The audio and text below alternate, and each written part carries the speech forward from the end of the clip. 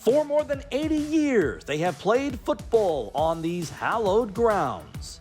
Opening up in the Brickyard is going to be tough. Coach Youngblood's done a great job with that program. That's a great school, great community. Tonight, two of our area's most storied programs write the next chapter here as North Augusta invades Thomson. Opening the season, it's going to be tough. It's a game that our guys are looking forward to. They've got it marked on their calendar. They know what they're going up against. They know the competition it's going to be, and we expect a great game. The biggest thing is our offensive line and defensive line is going to have to carry us. We're going to have to make sure that we do a good job of taking care of those guys, and we're going to have to run the football. A border battle at the Brickyard on Game Night Live.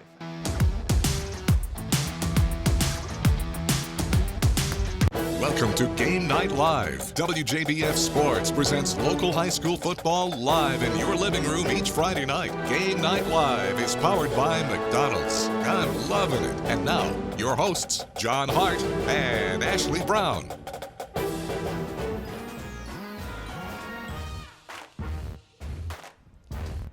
Oh, they're playing a little Teenage Wasteland by the Who here at the Brickyard tonight as North Augusta takes the field. The Bulldogs are already on the field. Makes me feel like it's a Saturday afternoon at Sanford Stadium with this song playing. A different breed of Bulldog here. Thomson, and one of the most storied venues in high school football, hosting North Augusta. And John Hart joined once again by Ashley Brown. Welcome to Game Night Live, Week 2. And honestly, this is one of the most storied venues, as we've said, but also two of the most storied programs in our area tonight in Week 2. No doubt about it. North Augusta had a great year last year, and they had a brutal schedule, and they bring a lot of people back. And, Thomson, of course, they won the state title a couple of years ago. They're tradition-rich. These two teams played back in the 20s, and then they played recently about 5 years ago, but they've only played 4 times total in the history of these programs, and they're both two of the best in the area. Which is kind of surprising for two programs that have been around this long, and this field that has been here. They first played their first game here in the 1940s. Yeah. And to have these two teams only meet 5 times, they are now meeting at midfield as the captains come together for what should be an entertaining Week 2 of Game Night Live. Down to the field for the coin toss. All right, gentlemen, toss. shake hands and do yourselves.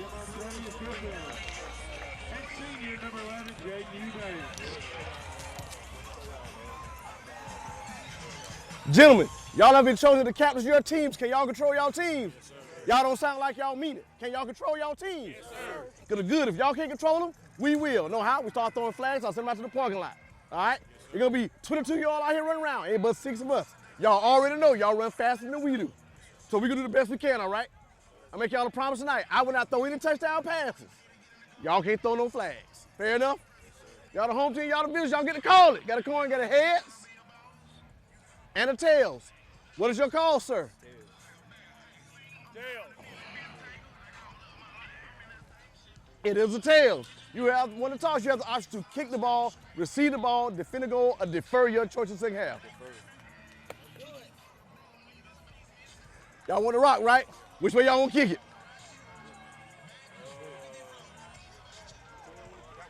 All right, put y'all backs over here. Y'all put y'all backs over here.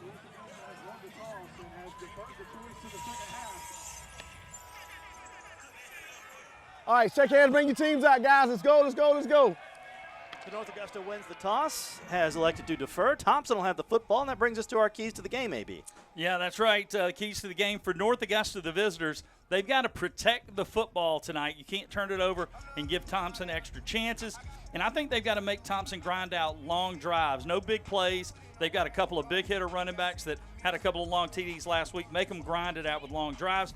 And for Thomson, one of the keys was get Trey Jeffrey going, but the big news, he's not playing tonight. He's got an injured thigh. He is not playing. That means Sinkfield and the other running back, Zay Brinson, are going to have to carry the load tonight. And then the other one is pressure but contain Corey Tillman. He can run, but get pressure after him for sure. Kickoff next on Game Night Live.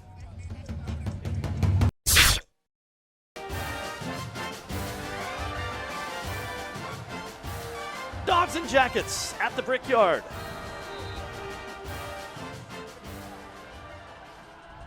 And we're underway.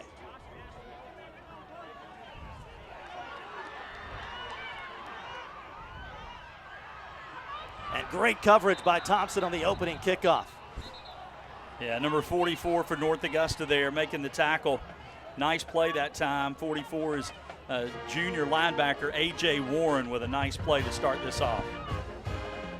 As A.B. mentioned in the open, just the 5th meeting between these two teams. Thomson leads the all-time series 3-1. They last met back in 2019. By the way, do you guys remember what happened the last time we had North Augusta and Thomson on the opening kickoff on Game Night Live? Touchdown. Was it John Tavius Kirk? No, he wasn't there then. Yeah. It was North Augusta. Oh, North Augusta got it. At North Augusta. Oh, that's right. Ended up being that's our play right. of the year. That's right. I forgot about that. They tried an onside kick. They did. And North Augusta caught it and ran it back. And this is nothing, as the officials will blow it dead. Well, they were trying to get it to Jarrett Sinkfield, their junior. He had a huge game last week against Evans. Only touched the ball 10 times, 5 rushes for 123 and 5 catches for 48. He can fly. And they've got another sophomore named Zay Brinson that can also fly. New quarterback this year for Thomson as well. They've had the luxury of having Ja'Kias Jones in there the last 3 years as the starter, but he has moved on. They've got another Jones in there now, junior Markavian Jones.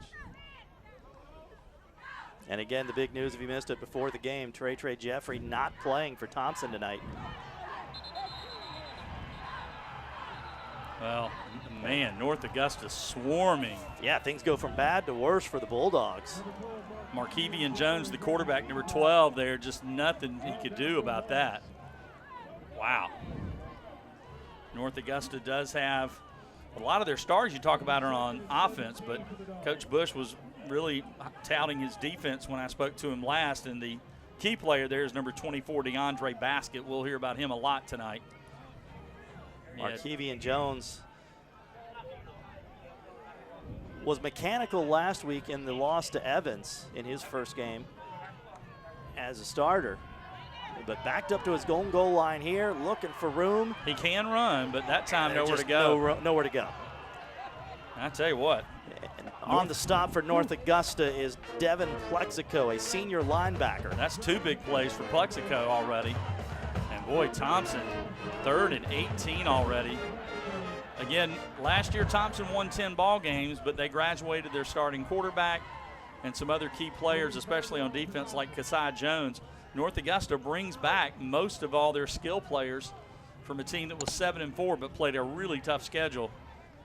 Two very good programs here going at it in Game Night Live Week 2. 3rd and 18. So Thomson, this is where offense that is used to scoring a lot of points, outscored opponents 46-12 a year ago, but backed up into the end zone this time. And Jones will escape, get back to close to the original line of scrimmage. He was tripped up by sophomore Derek Thurman. But yeah, Jones can run. I mean, he had over 90 yards rushing last week.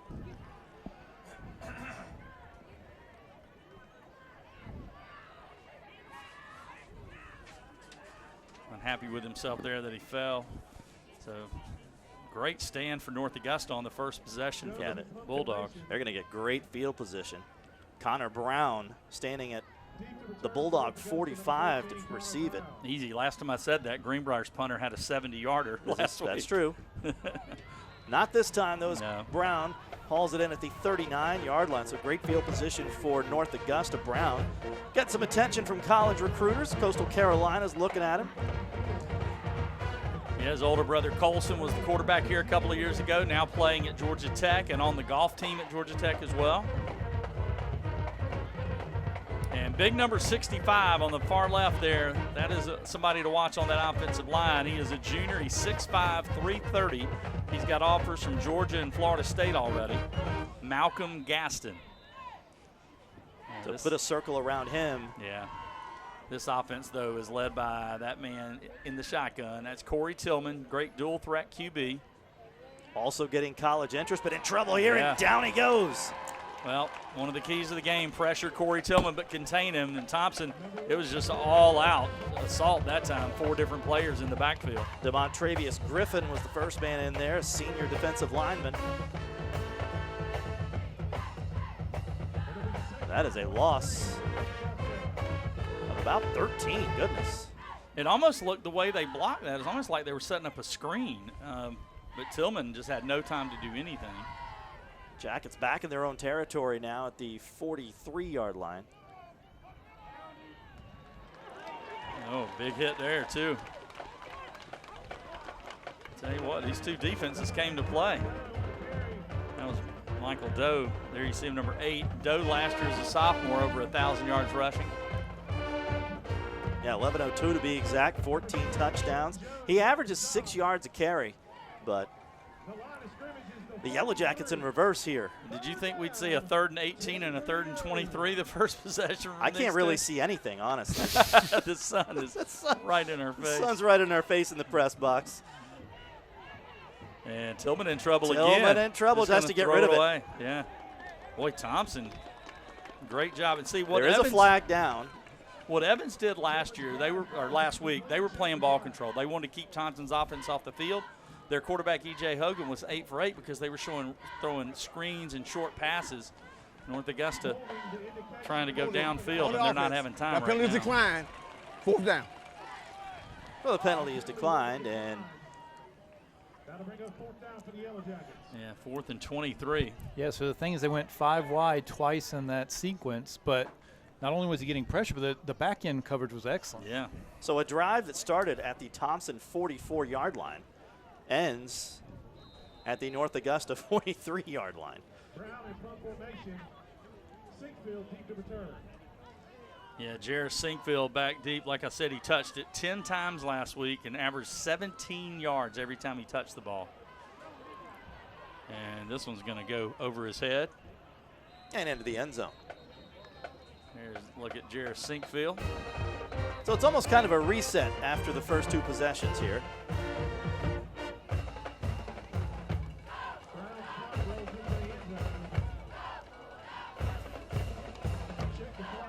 Well, folks, have you downloaded the McDonald's app yet? Download the Apple or Android store. Go to the Apple or Android store to earn rewards and free food from McDonald's. McDonald's, I'm loving it. Saturday tradition for me is the sausage, egg, and cheese McMuffin. Yeah. Interesting first decision here. They had a penalty on North Augusta there, and Thomson kind of got a little bit lucky. That ball rolled in the end zone. They're having to punt again. I don't know. They may end up worse field position. I've got a funny McDonald's story real quick for Sure. you while we wait. Metter, Georgia, going to see some friends at a hunting place they have. I go to the McDonald's to get them all. They wanted Egg McMuffins. I got 10 of them. And when I ordered them, I'm a bigger guy, and the lady said, 10? I said, they're not all for me. I could do 5 of them myself, I think. She did. She looked at me. She goes, 10? Like, even if they were for me, that's not how you say that. She was funny, though. When I said, they're not all for me, she said, no, that's not I'm what I familiar meant. with that McDonald's Oh, on the it Metter was so great. So we'll do it again. And this one will not go to the end zone. Instead, worst field position. Yeah. come out to the by 1.5 yards, you're right. Yeah. And we'll do the coaches matchup here. Richard Bush for North Augusta, 13 and 15 in his 4th season overall. His 2nd season at North Augusta, 7 and 4 with the Yellow Jackets. He was at Williston Elko from 20 to 21. He has never missed the playoffs as a head coach, and is coaching at his alma mater, 2003 North Augusta grad, longtime assistant, and our Border Bowl Team South Carolina coach for this coming January. And on the flip side, Michael Youngblood, 65-33, his 9th season overall, 55 and 21 in his 7th season at Thomson. 3 straight region champs, the 2022 state championship. And in 1998, he graduated from Burke County High School. And I think, and we say it every time we do a Thomson game maybe, Yeah. what's most impressive to me is when he played at Georgia Southern from 98 to 01. Yep. They were 52 and 7 in those 4 years. Conference champs every year, and 2 FCS national championships. Well, he also won a state title at Burke in 97, and then, won 2 national titles. He was an All-American, just a great all-around player. Also an assistant on a Tucker team that won a state championship. And it looks like we got a new quarterback in and that is Zay Brinson. Now, he's the runner. And they're going to follow one of their linemen. Here goes Brinson. He's got some speed, but He is thrown down, and again, it was Thurman, I believe, that came up and got him. So if they get to the goal line situation, expect Brinson in because he had 4 touches last week out of that formation, 2 touchdowns. Actually, that was McGahee who got him, Nakiri McGahee, number 18. I thought it was 10 at first. Yeah, Brinson, yeah. These two guys, Brinson and Sinkville, they don't have Jeffrey tonight. He's committed to the MAC to play at Kent State. But they do have some guys that can really fly. That's our first down of the night. Markevian Jones is back in. And the Dogs from their own 32. And the Dogs are going to stay at the 32. Yeah, they just busted that play up. It was number 55 for North Augusta who got in there and made the play. St. Tyler Cartledge was the carrier. And it was Kamari Mathis who got in and kind of busted that whole play up. You love seeing your tackles just blow the play up, knock their guy back into the play. Thomson ran the same play they just ran with Brinson, but instead of the direct snap, they handed it off. And just that little bit of time, North Augusta was able to stop it. But they really telegraphed what they were doing. They ran the same motion and everything. And let's see if they now a little different set this time with the back beside the quarterback instead of behind him. Throwing, got to get rid of it. Not a lot. I believe he did complete it to Brinson, but nope, incomplete. Yeah, he caught it, but he was out of bounds. Yeah, DeAndre Baskett, the lineman, had 2 guys running at him, and he had to decide. And if I'm the quarterback, I say, hey, when you decide between 2, make sure you hit 24. Well, I'll deal with the other guy. DeAndre Baskett, who had such a great year last year for North Augusta. He had 17 tackles for loss, 8 sacks. Hard to believe as many years as these 2 programs have played. This is just North Augusta's 2nd trip to the Brickyard. Yeah, that is amazing. When doing a little prep work for the game, when I saw that, I was like, wow. I knew that I don't remember them playing a lot, but I thought they had to have played more than that. Need a bunch on 3rd down. We'll get some, but not all. And it'll be a kicking situation for the Bulldogs. Yeah, good coverage again, and for North Augusta that time.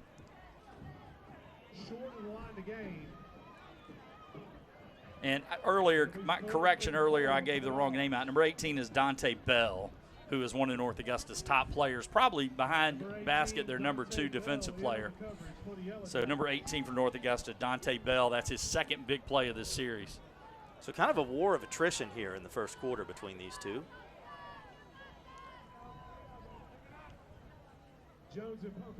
Yeah, and you really wonder, North Augusta, like I said, they've got their quarterback, running back, top receiver, and there's all back. But on that first series, they struggled.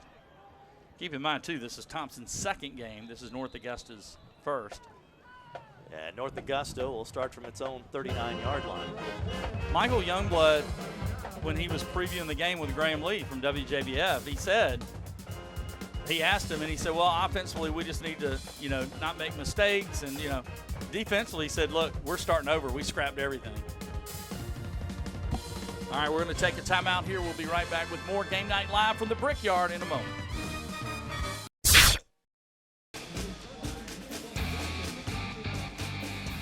The student section at the Brickyard, brought to you by the Payne College Lions. Look at a little of the Hawaiian theme tonight. A luau. There was a penalty after the punt, a block in the back against North Augusta, so they're starting for their own 29, and they'll get a chunk of that back. Yeah, a little screen, bubble screen there to Connor Brown, the wide receiver.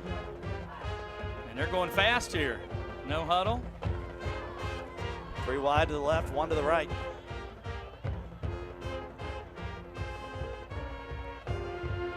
Tillman looking to the sidelines. Good shot there. You can see the coach sending in the signals.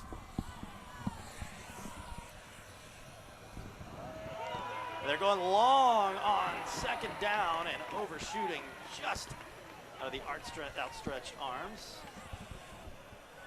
Boy, if he was able to haul that in at 6. Yeah, it was a well-thrown ball, just a little bit too much on it. Kind of threw it off his back foot and still showed he's got a strong arm. Tillman threw for over 1,200 yards last year, in addition to was magnificent running the ball as well. Nick Grant, the intended receiver. So now 3rd and 2. They got Baskett in there as a lead blocker now. And they're going to hand it up the middle to Doe. And well, Nathan says he's got it, and I think he does. Yeah, by the spot. Yeah. Got it by about a foot. He took a big hit in there from one of the biggest guys on the field, number 56, Jordan Jones, one of the 2 or 3 leaders on that Thomson defense, returning from last year. Hey, Hawk Law Group, first down up to the 40-yard line.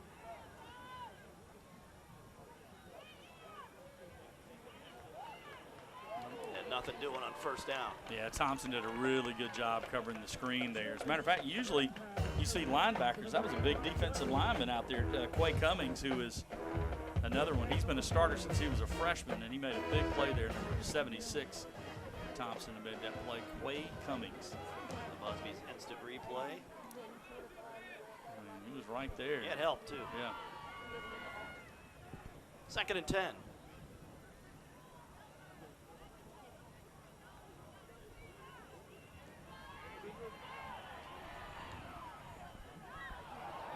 And incomplete. They were trying to go to Connor Brown on the sidelines, but incomplete. Intended for number 16, Isaiah Smith. So big third down here, and just still waiting on some offense. Yeah. In this ball game. And there's firepower on both sides. Yeah, there is. Yeah, the so far the defenses have dominated. The defense is saying, guys, give us some credit. You're always talking about the offensive guys. There's a lot of guys on this field I had as like preseason top 20 players. 4 on the North Augusta side. And need to get to midfield. Yep. And they'll do it. And out of bounds at the 47-yard line. It's a really good throw. It was a great throw and a really good catch as well. He stayed in there, stepped into it, just a laser to Connor Brown. Nice pass by Tillman. Again, he has offers from Georgia Southern, at least one of the 2 schools. Charlotte's also offered him. Brown, the leading pass catcher on this team a year ago with 31. And now a little trickeration. It's Doe, and Doe. This is the Mike Doe that we're used to seeing. First down at the 32-yard line. One thing, the last I talked to Richard Bush, the thing he said he loved about Doe is he just got stronger as the game went on. He's not a big guy, but he said, man, he just got stronger and stronger as the game went on. If that's an indication how strong he's running now, just wait till what we're going to see later in the game. So North Augusta with the first big offensive push of the night. And Tillman looking. Oh, did he grill that in? What a he catch. He did. What a catch. What a grab by Hakeem Lawrence. Oh, man, what a catch. He was battling. It was almost like they were going for a rebound at first, and he got a step on Sinkfield and made a heck of a catch down to about the 2, maybe even the 1. And not bad defense by Sinkfield. No, he was right there with him. Just Tillman put the ball where only his guy could make a play, and we're in the end motion red zone for the first time tonight. First and goal at the 3. Tillman needs some help. Oh, goodness. Tillman. Oh, what a cut. Maybe he doesn't need any help. What a cut by Tillman. Touchdown. North Augusta strikes first. Shows you what I know. I was thinking if he kept running, he would have had the touchdown. Instead, he cut back. I thought he was in trouble, and he ends up getting the easy score. Right there, I thought he should have went outside, and instead he goes the entire, different direction, entirely different direction for the touchdown.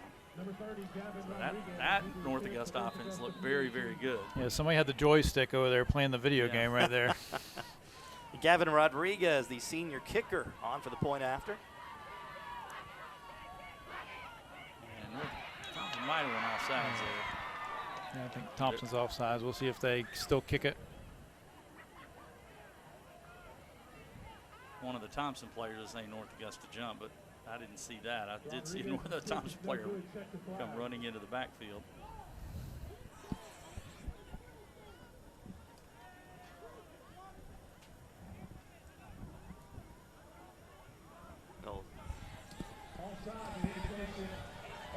Kick it again, it looks like. Yeah, Rodriguez on the field. Rodriguez will attempt the PAT.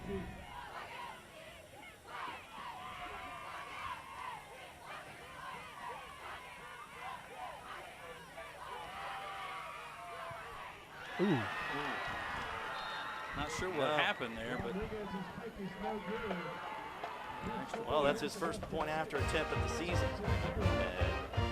North Augusta will have to settle for 6, but they'll take it. So you see if you look at your screen, you see the brick that surround the stadium here. Those bricks were part of the original Thomson High School that burned down in 1937.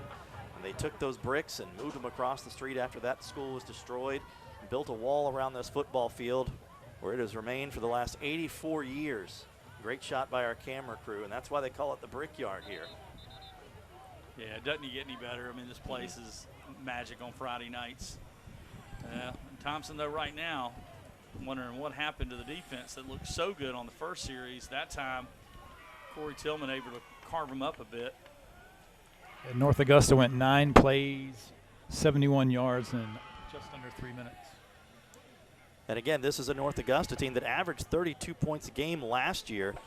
And they returned, a lot on offense. They did lose some on the offensive line, some young guys on defense. But this is a team that Richard Bush feels like, as he said in the preseason, really can come into its own this year. Yeah, no doubt. When you got a leader at quarterback like Tillman, I mean, the guys feed off him. And then on defense, you got guys like, Basket and Bell. When you have that kind of leadership, some of the other guys just kind of fall in place and do what they're supposed to do. They are used to winning, have not missed the playoffs since 2006. Yeah, they've had some good teams at North Augusta over the years.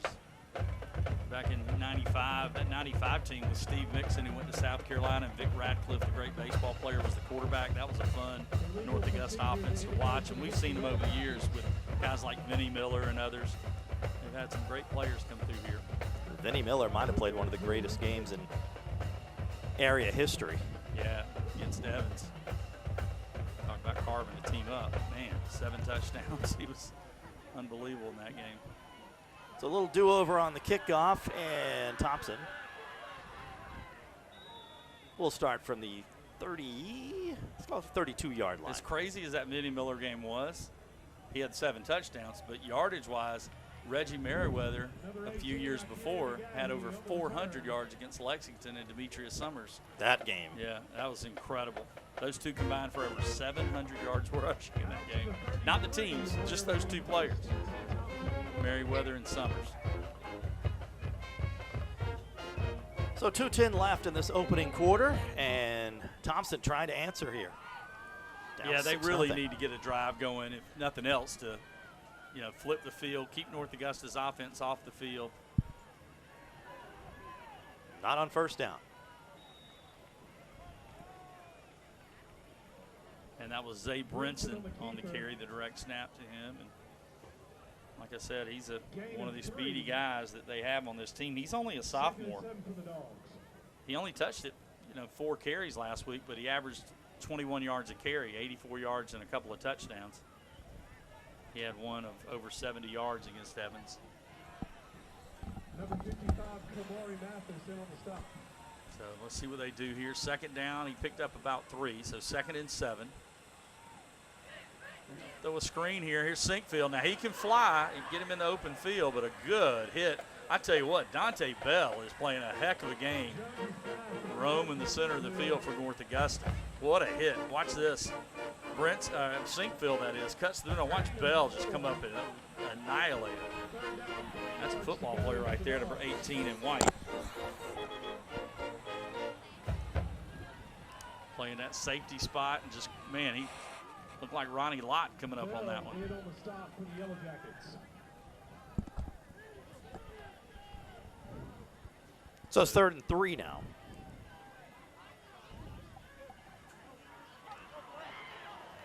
Wow, nice second effort, and, well, it's going to be close. The spot is really close. I thought he was going to be short, but the spot looks like they've got him. I just wait for Nathan's call. I think he may be short by an inch or 2. I tell you, good second effort by the back there. That was a new running back carrying the ball that time. Gain of 3. But based on the Saying spot, first down. yeah, based on the spot, it looks like he got it. I thought we might have a measurement, but no, first down, Thomson. And I believe that was the carry of McGahee, 18 on the carry. Good second effort, though. It looked like they were going to have him short, and he fought his way right to the line. close here in the first quarter. Looks like Yeah, likely the last snap of the opening quarter here.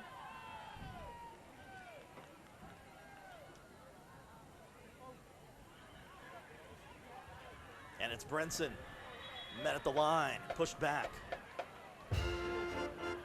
Dante Bell is fired up tonight. Yeah, he was the first one in there, and he was their leading tackler a year ago with 68 of them. I had to do a double take. That's a lot of tackles. But he was there at the line, and that's going to end the first quarter. So through one quarter of play, North Augusta 6, Thomson nothing on Game Night Live.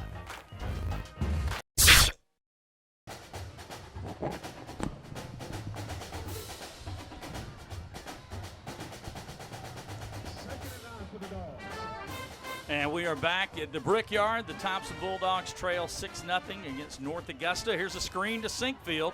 They want to get him in the open field. He can really motor, but North Augusta thus far has done a pretty good job containing him. DeAndre Baskett, who was second on the team in tackles last year, was 66 in on that one.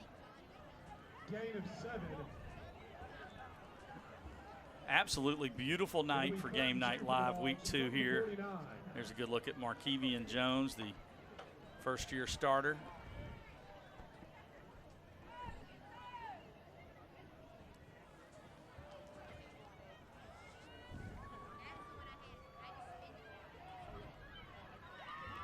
Pretty big 3rd and 2 for Thomson as they're trying to get this offense going. And again, it's going to be very close. Nathan, what do you got? Oh, big number 90 there. Just ate him up. Yeah, that is Simeon Jones. And by the way, he's only a sophomore. Definitely somebody to keep an eye on the next couple of years. Yep, and go ahead and sneak in the QBs by the quarter. So we had Jones for Thomson was 2 of 3 for 11 yards. He added 4 more yards on the ground. And Corey Tillman for North Augusta was 5 of 8 for 65 yards and added that rushing touchdown. Yeah. The last Simeon we had was pretty good, the defensive lineman from Grovetown. Grovetown? Barrow. Yeah, Simeon Barrow. They will say 4th and very, very short.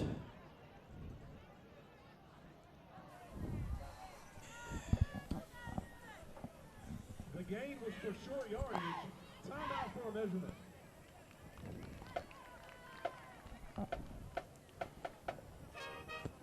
So they're going to bring out the Now sticks they'll and measure, measure it. Yeah. The call was 4th down. It looks like from here he got it. Nathan, you got any take on this one? I missed the last one. It looks like he's got the first down here. Based off the spot, if the chains were right on the side. No, he's going to be short by, well, hold on. Let's see. Oh, he is short by a 1/3 of a football. So, Off my game tonight. what do you do if you're Michael Youngblood? I think you go for it. This part of the field. Give your offense some confidence. Show them confidence. Get maybe a little switch in momentum. This is where you'd love to be able to get up under center and just sneak the ball, but they don't go under center. Well, or you'd love to be able to give it to Trey Jeffrey, but he's obviously Trey Jeffrey out with an injury. It'll be 4th and inches. Let's see what they do here. Yeah, this is where you'd love to have Jeffrey to just turn around and hand the football to. Yeah, he's basically a smaller version of Saquon Barkley. He's got big thighs. That's where the injury is actually for Jeffrey.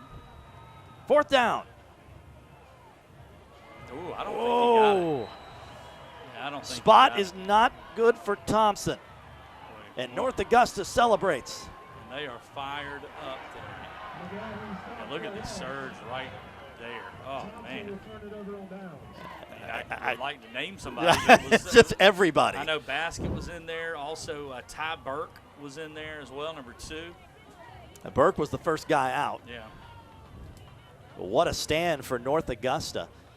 And now the Yellow Jackets will take over with great field position at their own 48-yard line. I told you shouldn't have taken that chance. We might have to rewind that. No, I think you go for it there. They just didn't get it. And now North Augusta's got the ball up near midfield. It's still only 6-0, but Thomson hasn't been able to get anything going on offense. So North Augusta up 6, looking for more. A lot more. That's pretty good defense. It was really good defense back there. That was Zay Brinson, I believe. Yeah. Tillman's pass falls Plays both incomplete. ways. Intended for Smith. Yes, Brinson and Sinkfield are both, these days coaches don't like that. They'd rather play guys one way, but these two athletes go both ways, play the entire game just about. They get a little bit of a breather on offense, but. Brinson in on the coverage. 2nd and 10 for the Yellow Jackets. They got 5 wide. Now they're bringing Doe back into the backfield.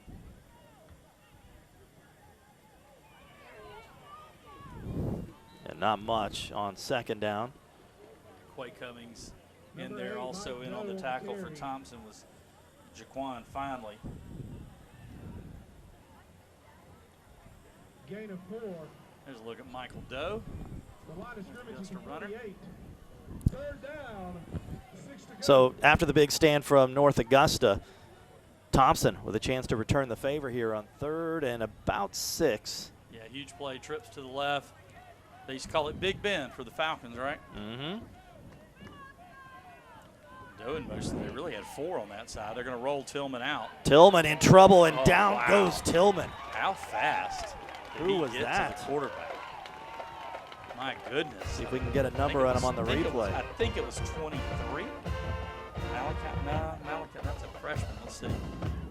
33. There we go. And that is Javon Ryans, a sophomore linebacker. Leonard Jenkins. Oh, Leonard I think, Jenkins. Yeah. Got my rosters flipped. Yeah, Leonard Jenkins. Man, that closing, that's That was- something college. Yeah, put that one on your huddle tape, Right. Leonard. College scouts will like that. Thompson's getting a ton of pressure because even when they're going 4 and 5 wide, they're going man coverage Yeah. across the board in the secondary and keeping a lot of men in the box. So 2 nice defensive stands in the last 2 possessions for these 2 teams. A short punt, though. It was a short punt. 33-yard line is where Bulldogs will take over. Yeah, Thomson, that was absolutely what they needed. Their defense stepped up, picked up the slack for their offense there. Man, that closing speed, though, for Leonard Jenkins was impressive. And as Nathan's pointing out, they got one-on-one coverage on all the receivers, so they're able to still get pressure. And you got 5 wide and a quarterback. That means you don't have that many people up there to block. Somebody's going to be free. And if you're a Thomson fan right now, you kind of feel like North Augusta's dictated this game so far, but it's only 6-0. Yep, exactly right. You're one big play away from taking the lead. And they've got the big-time playmakers with Sinkfield and Brinson. Jones did a good job keeping the football there. Yeah, The running back Markevian would have got Jones. hit for a loss. Instead, Jones tucked it back in and took off with it and picked up some decent yardage. Going to get about 5 out of it. Again, Thomson, the last 3 seasons have had a Jones under center, but it was Jakias Jones. This year, Markevian takes over.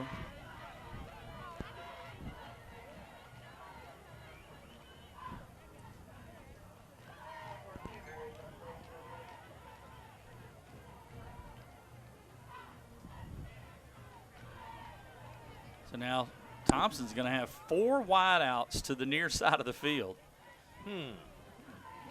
Interesting alignment here. Let's see what they do. Smoke and mirrors is what it was. Yeah, they run And the it's going to get the football. first down out of it up to midfield. See who that was running the football that time. He's built a little, 34. He's built a little more like Jeffrey. That was Cartledge on the carry. Great number for a running back. Tyler Cartledge. Is there a 34 that was pretty good? Earl Campbell, right? He was all right, too.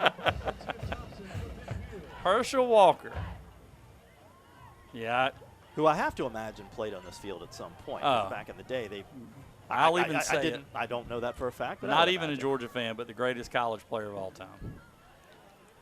And the Bulldogs keep pushing. Man, another good run there. That was a different ball carrier. Sinkfield.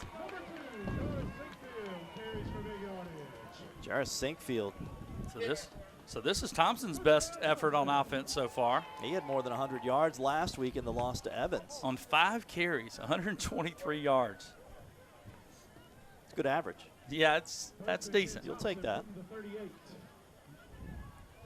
So Bulldogs continue to move the chains now. 1st and 10 at the 38-yard line.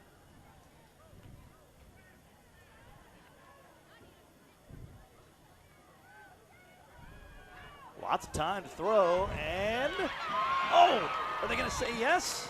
No, incomplete Bobbled it. juggling as he went out of bounds. That would have been an incredible catch. That would have been a huge play for Thomson as well. I believe it was Jaden Ivey, the intended receiver. There's a flag in the backfield. 34 low block.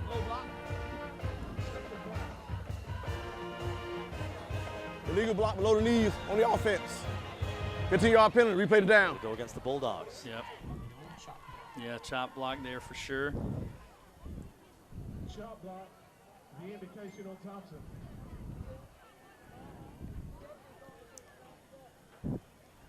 And if you're Thomson, you don't want this drive to stall. You're finally moving the football. You're taking some of the momentum back. Get a nice drive here, and if you can punch it in, maybe take the lead late in this first half by the time they finish this drive. That's what you're hoping for. But you went from 1st and 10 at the North Augusta 38 to 1st and 25 at your own 47.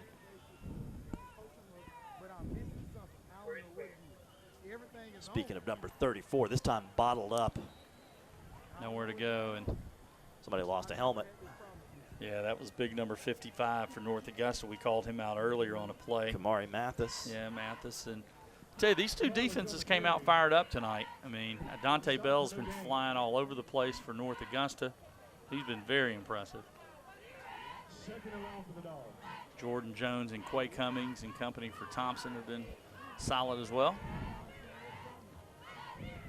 I tell you, the one that stands out to me, too, is number 90 for North Augusta, the sophomore, Simeon Jones. Yeah. Just a 10th grader. Big kid. 2nd and a mile. Oh, man. Actually less than a mile now. It Big is complete play. to Brinson. Although there is a flag in the backfield. Nathan says hold. I was just about to say, if they didn't call the player I was talking about, I happened to watch him on that play, the sophomore, Simeon Jones, and he just bulled through the guy blocking him, and the guy blocking him basically just grabbed his jersey and pulled him down. 56. So that was an easy call for the official there, and it negates a really nice play for Thomson, and they're just going backwards here.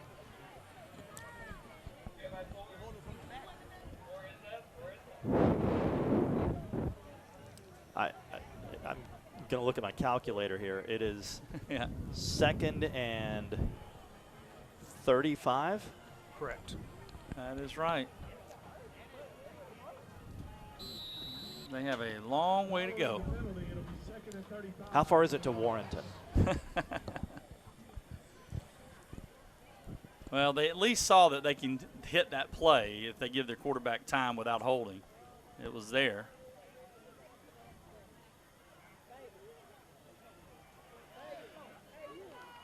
And that play is there. Yeah. Nice play, but you're just so far away from the first down marker that. And on the receiving end was Sinkfield again. He's had a nice game. Yeah, he's more your when Jeffries is back. Jeffries is going to be the you're going to ram him up the middle, and then 22 Sinkfield is the speed guy along with Brinson. North Augusta's linebacker there, number 33, Javon Ryans. He's also a sophomore. Made the play. They picked up 10, but it's still 3rd and 25. Good news is, the bad news is. Yeah. They'll try to get it all. Oh, and he's then got a some. man And wide there he open. is! Oh! My word. Man, that is Aiden Robertson almost made a great one-handed grab. He was so wide open there, and just a little touch overthrown. That would have been an easy 6. Again, that's something you can come back to. You're not happy you didn't get it, but it's something you can come back to because he was wide open. They confused the secondary. First time they had went to Robertson all night. So 4th and 25, and North Augusta. Jones is also their punter. And Brown back deep to receive for North Augusta. Yeah, I don't think we're going to see a fake from here. 4th and 25, but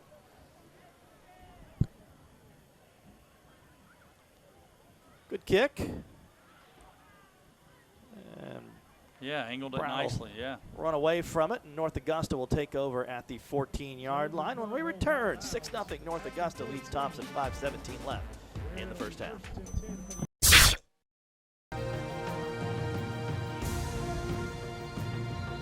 North Augusta takes over at its own 14-yard line, leading 6-0. If you like defense, this has been the game for you so far. But not on this play. Here we Huge go. gain for the Yellow Jackets. Across the 45, near midfield, goes Tillman. Yeah, biggest play of the night, running the ball at least. They had a big pass play earlier, but yeah, Tillman faked it to Doe and good blocking up front. That was the big kid who has a lot of offers, that Malcolm Gaston, the 6'5", 330-pounder. 36 yards. 36 yards on the run for Tillman. And North Augusta in business here, up 6-0, looking for more. That one is nice batted play. down. Nice play. That's Quay Cummings. Quay Cummings got a big paw up there to knock it down. Yeah, he literally looks like he could deflate the football just squeezing it with his hands. Maybe he could play for the Patriots. Second down for North Augusta. So 2nd and 10. Matter of fact, when I growing up as a kid playing pickup basketball around Augusta, there was a guy named Keith Reynolds. He and his brother Marcus. Matter of fact, Buck Harris is their brother. And it was Keith Reynolds' birthday, and we used to say that about him. He'd get rebounds. You feel like he was going to deflate the basketball. It's his birthday today, so I'm glad I was able to mention old Keith Reynolds, one of the really good athletes from this area, West Side, back in the 80s. And a first down catch for Brown, having himself a nice evening. Tillman's pass is complete to number 13, Connor Brown. That's enough yardage for the North Augusta first down. Tillman with a nice throw there. Sinkfield and Brown talking a little bit. And, big hit. The runner there spun right into the defender. That was Doe, and he was met. I believe that was number 0 for Thomson. That's Williams. Dayan Williams, a sophomore. Both of these defenses, outside of the one drive, it's Yeah. a big penalty or it's a play in the backfield, and it dismantles like all of the drives they're trying to get going. Yeah. So North Augusta has the lead late here in the first half at the Brickyard. Beautiful night for football on Game Night Live. Of course, got a busy night around the area, both Georgia and South Carolina. You can catch all the scores on Football Friday night with Kira and Graham and company back at WJBF. That's the area's only 30-minute show dedicated to high school football. You bet. Each and every Friday night. So 3rd and 15 for North Augusta. Tillman gets the signal, and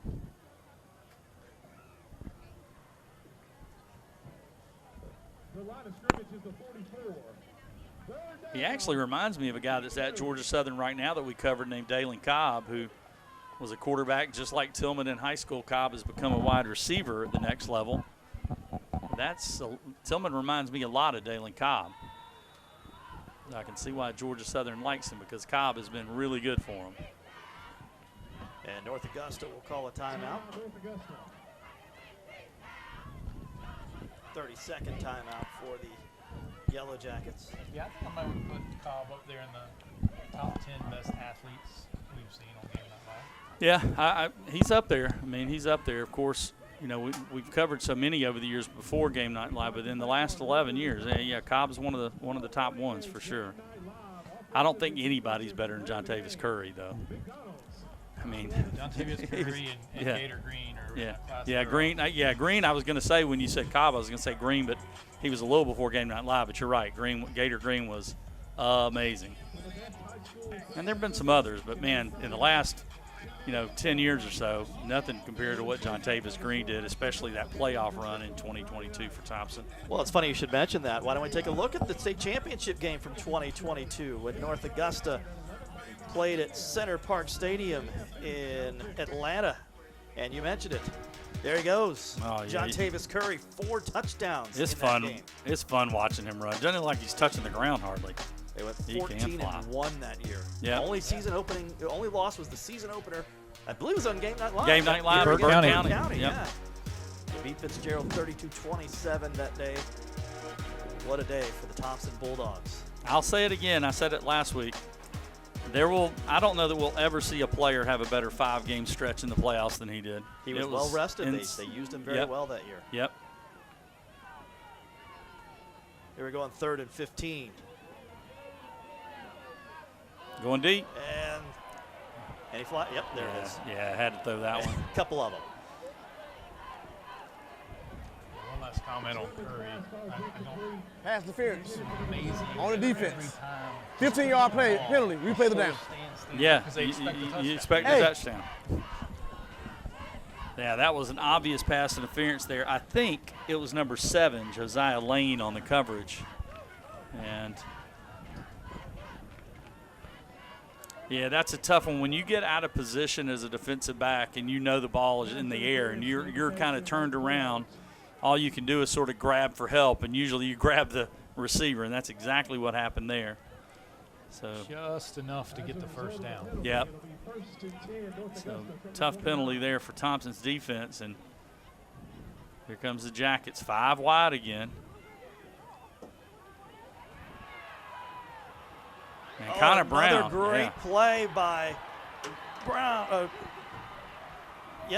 Connor Brown, yeah. Connor Brown again. What a night he's having. Well, amazing job breaking the tackle, staying in bounds. Nothing fancy. It was just an easy little pass play, and then Tillman got it to him and let his receiver do the work. Watch right here. Good little out pass, but here he breaks the tackle and able to score easily once he did that. And the North Augusta contingent that has made this trip across the border is loving every minute of it. I know Thomson fans are not too happy, but, man, keep in mind, Thomson's played 2 pretty good football teams so far, and they go for 2. It is no good. Pass ball is incomplete. The 2-point conversion is no good. So a couple of touchdowns and both extra points no good. 1 kick and 1 2-point conversion attempt. And you see Michael Youngblood coaching up his team. Well, that's his sophomore. You know, we mentioned him a little bit earlier, number 33. He made a nice play earlier, but that time, actually junior, that's Leonard Jenkins, that speed. Jenkins took a bad angle is what he did. Instead of, if he takes a better angle there, he knocks him out of bounds, and it's a complete pass, but it's not a touchdown. Instead, he tried to, he took a poor angle, then had to dive at his ankles and was not able to get Brown to the ground. So 12-0. Score that might raise a few eyebrows around the area. Yeah, I think we all expect this game to be one that would go down to the final possession. Yeah, I mean, I do. You did have North Augusta. I did. I had North Augusta number 1 in the preseason in that area. I just thought they returned so much over a team that they got better and better as the year went on. They played a lot of tough opponents early. Again, obviously anything can happen, but I think this North Augusta team's got a chance to be a really, really strong team by the time the season's over. When we get to the playoff time.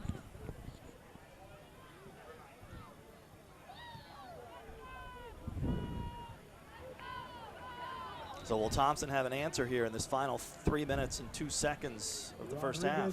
Well, the difference tonight compared to last week they lost, no doubt, 35-28. But I talked to some Evans folks, and they said we kept it away from Thomson because we could not stop them. If we were not able to get some turnovers and keep the ball away from them, we don't stop them. They could have scored every time. The difference tonight, Thompson's not been able to really move the ball much on North Augusta. They've had some glimpses. But North Augusta's defense, led by Bell and Basket and company, have played really, really well. By the way, how about that sunset we just saw here at the Brickyard? I thought you were about to sing something in the orange, John. You know what? The night is young, my friend. So Thomson, 80 yards away from it. See if they can get points before the half. And nothing doing on first down. Well, that could have been a big gain or two because he had some blockers. Sinkfield has speed, as we've seen earlier in this game. Yeah, he was unable to hang on to it. And it was thrown in front of him, but the quarterback was having to rush to get rid of it. This North Augusta squad's defense, they've come ready to play tonight. And it's not helping Thomson, obviously, that these last two games, tonight they're without Jeffrey, and last week he was banged up and he only had 31 yards rushing. That's not helping because he is a big-time D1 guy. And we're not taking anything away from North Augusta, but he is like you said, one of the best players in our area, not on the field tonight.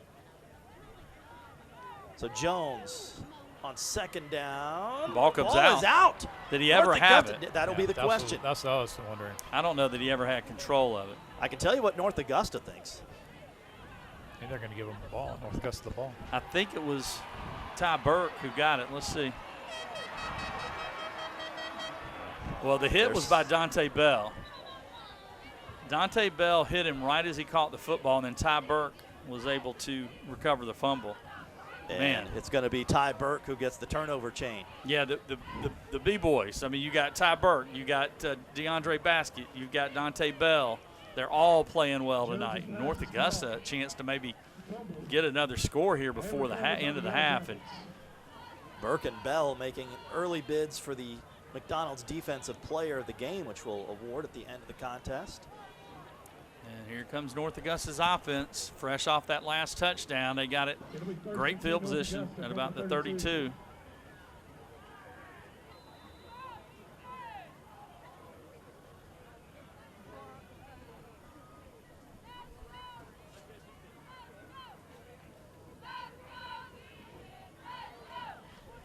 Counterplay at first down. Yeah, Thomson was not fooled by that one. A loss of a couple. Clock continues to run to 2:30 now. Stop for no gain. Both teams have all 3 timeouts. Number 76, Danquavius Cummings in on the stop.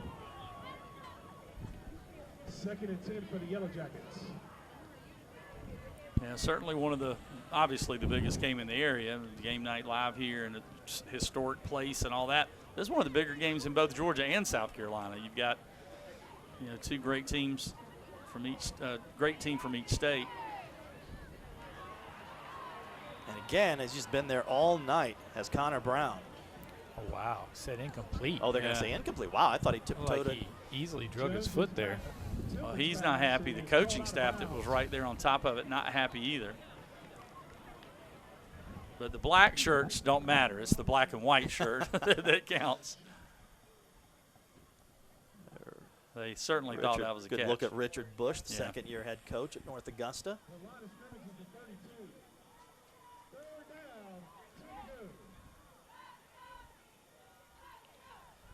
So Thomson trying to get off the field on 3rd down. Oh, great defensive play. Yeah. I'm trying to get a number. We're screened a little bit up here. Closed on the ball really well there. Probably the area of the field they'll go for it. That might have been Brinson that did it. There's Zay Brinson, number 1. And we apologize. We're just we're just blocked. That angle of the field where there's a wall between us and that corner of the end zone. The ball was a little underthrown by Tillman. It allowed Brinson, because he was beat on the play, but he did a good job to recover and knock the ball away. Now, that was a big stand by Thomson because, well, I'd say it was. They still, who knows what they're going to do here on this spot of the field. They don't have their big kicker they had a year ago, or really the last 5 years they've had great kickers. 2 brothers, one Drew Stevens and Jack Stevens. Yep. Yeah, you take a good kicker for granted in high school until you don't have one. Yeah. Yeah, this would be a 49-yarder. That's lengthy by college standards.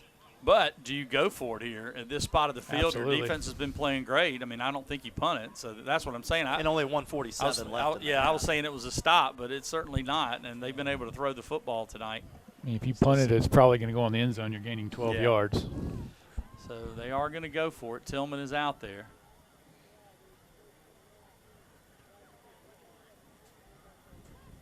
Keep an eye on number 13, Connor Brown. That's his favorite target. He is in the slot position on this near side.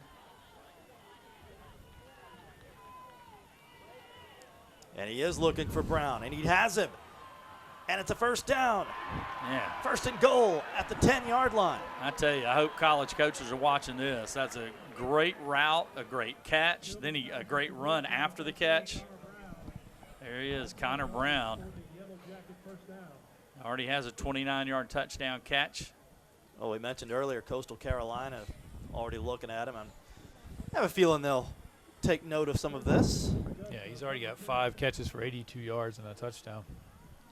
That's a great game, much less first half. It looks like they can get a first down without getting the touchdown. So not first and goal, first and 10 at just outside the 10-yard line. That's a great look at the line of scrimmage Yeah. there. I mean, you see how close they are to that 10. And that's going to be touchdown North Augusta on the far side. Michael Doe. Doe. North Augusta pulling away here. Wow. And you see the dejection on the Thomson sideline.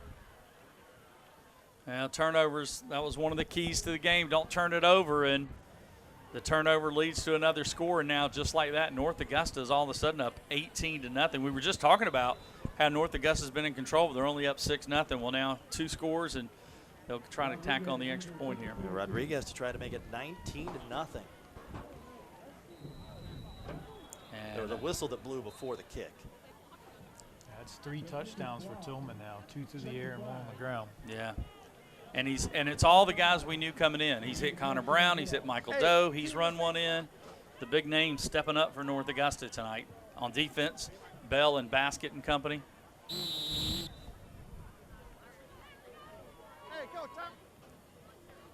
We'll try it again. Thomson jumped off. Well, that kick, I don't know if it was blocked or it was just kicked low and hit somebody, but it hit in that line. So they have struggled a little bit in the kicking game, but that's, tell you what, that's the only thing they've been struggling with tonight, North Augusta. Well, North Augusta 18-0 as they'll talk about it. Richard Bush, as we mentioned earlier in the game, is our coach for Team South Carolina for Border Bowl 12 coming up in January. And we're actually looking for cheerleaders for Border Bowl 12. So if you think you got what it takes, of course, a lot of the cheerleaders who do have what it takes are on the sidelines right now like they are. I'm not as limber as I used to be. Well, if you feel you can do it, AB, go to WJBF.com/cheer and sign up. Might make a donation to a charity to see that. Tryouts are coming up for Team Georgia and Team South Carolina, and yes. I just thought of a good fantasy football punishment. And try out for the Border Bowl cheerleading team.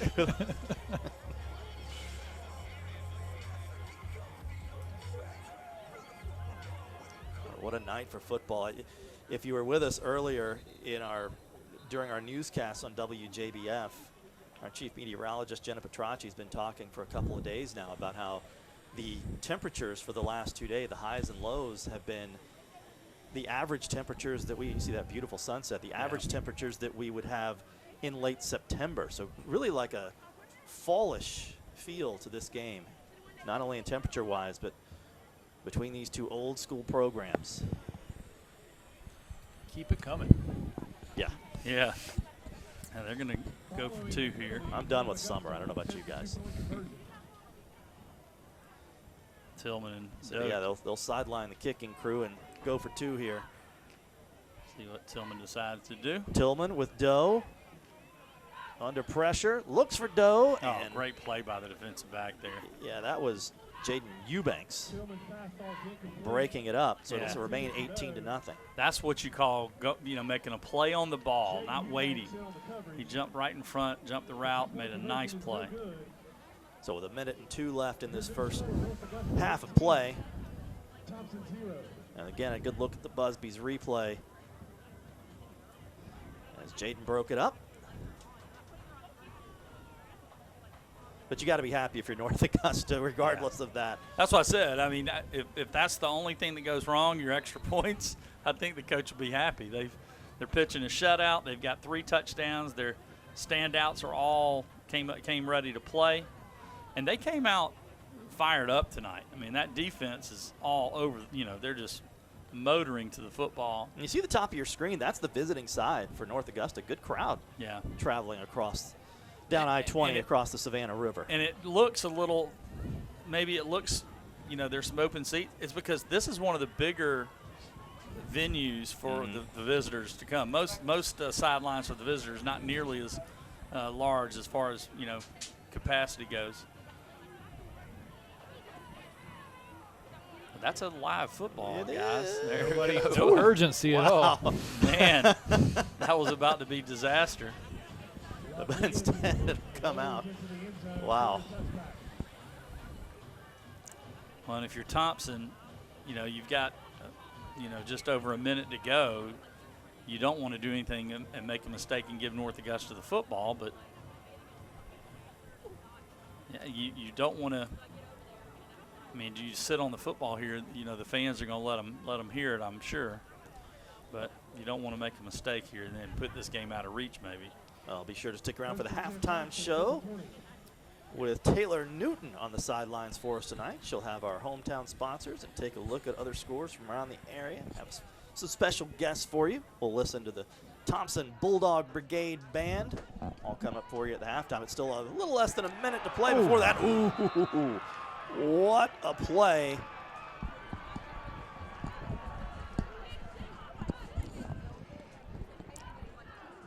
Might see him sit on it after that. Yeah, I would think so. That's what I just said. You don't want to, you're already down. You don't want to put it almost out of reach. The way the offense has gone, you haven't been able to get much going against North Augusta. You can't afford to give up a silly one here at the end of the half. Well, it doesn't look like they're going to sit on it. No, it does not. Michael Youngblood staying aggressive here. This is swung out to Sinkfield, and he's going the wrong way. So now 3rd and 10. And by throwing these incompletions, they're stopping the clock every time, too. So they've only ran 9 seconds off the clock. So North Augusta, if they get a stop here, they're going to get the ball back with some time. And timeouts. Yeah, the timeouts on the scoreboard are not correct. Accurate. Which they say 3 for the people watching at home, but they do not have 3 timeouts. North Augusta doesn't. I believe they have 1 left. Yes, I believe so too. And we'll see if they use it here. They will not. So now I believe Thomson will let as much time run off the clock as they possibly can. Gain of 3 yards. Got to bring up full time for the Dogs. Well, it's about a 2-second difference in the play clock. Could run it down and take a timeout and then kneel on it if you want to in the half. And that would be our guess as to what they will do. Just take to delay a game here. Yeah. No need to call a timeout. Just take to delay a game. There's no reason to call timeout.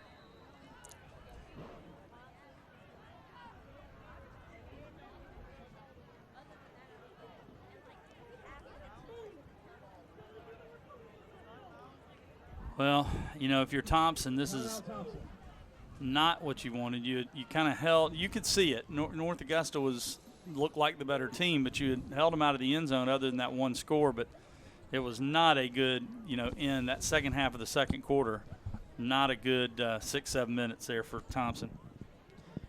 Hey, fans, don't forget to cast your votes each week for the Football Friday Night Player of the Week at WJBF.com. The poll will stay open until Monday, and the winner will be revealed on Football Friday night. Each Friday night begins at 11:35, of course. I believe the poll opens on Monday, if I'm not mistaken, and is open all week for your votes. Yeah, there were some good ones to choose from for sure in week 1. It's always funny to me, though, because you can tell one school goes completely in on the voting, which, is great because then it's up to the other schools to answer. I did the whole voting thing on the one I do and social media and all that, and Man, I had to stop. It was just crazy, but I couldn't do it. I had to stop. No, it is awesome, though, and you do see that fan support. I like it. I think, they share with each other. And it's thousands, into the tens of thousands. Yep. I mean, some of these kids, get the vote out for sure. Yeah, there were some great performances last week, Oh, yeah. worthy of consideration. So Thomson's just going to let the old clock run out here and take a knee and put an end to a first half that Michael Youngblood would probably rather forget. But North Augusta, on the other hand, what a performance. 18-0 at the half. Yeah, I mean, Corey Tillman got the offense going. The offensive line did a great job. They were able to mix the run and the pass. Yeah, this was a pretty solid first half for North Augusta. The only glaring weakness was their kicking game. And Taylor Newton on the sidelines with Richard Bush, the head coach of North Augusta. Yes, welcome to the sideline, everyone here at the Brickyard. I'm here with Coach Bush. Coach, the Brickyard, that's week 1 for you. The crowd has seemed to quiet down. How do you feel, and what are you looking for in the second half? Yeah, we won the first half, but we got game of football is a 4-quarter game, and we made some sloppy stuff in the first half, and we got to execute coming out second half. It's a good football team. They're going to answer. We just got to continue to play, continue to cut these penalties and cut our mistakes out and see if we can execute better in the second half. Thank you, Coach. Thank you. We'll be right back with the halftime show where we'll see the Thomson Band. Thank you so much.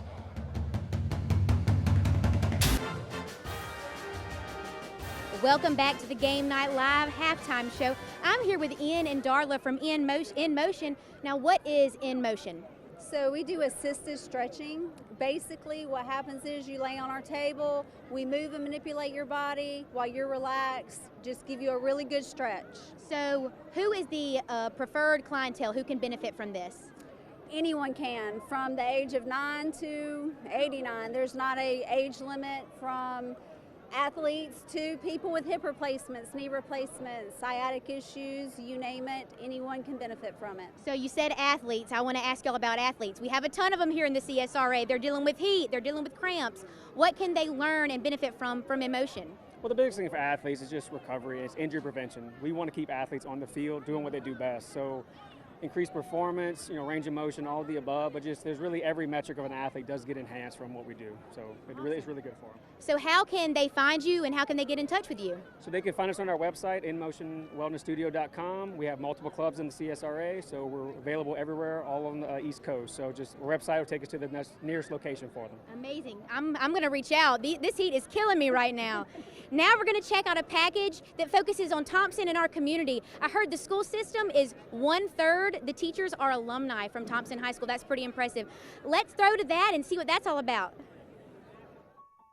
I've always wanted to be a teacher, and so I never dreamed that I would have the opportunity to be principal of the school that I graduated from. But it's been an honor, a privilege, and very rewarding to teach and to be the principal of Thomson High School. To me, it's the best. It's the most fun. It's Disneyland and Six Flags. I don't know if my students would agree with that, but I try to make it that way every day for them.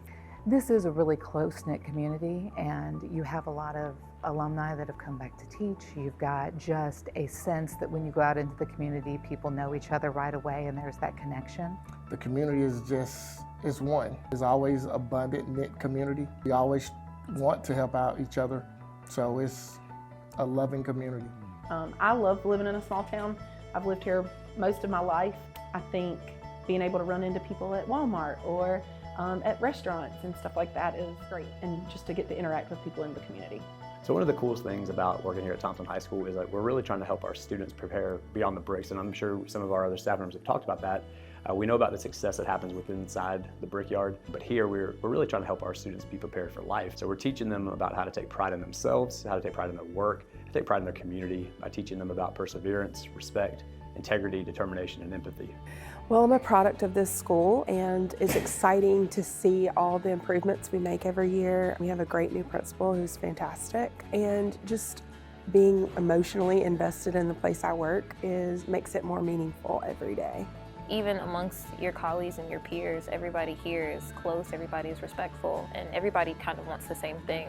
They just want to see their students succeed. It's a joy to work here because of the great people. There's so much rich history and so many great people that work here in this building. And again, it's a family environment. It's not, I don't consider this a workplace. It's like another home to me. This is a place that it doesn't feel like I'm just going to a job each day. This is home.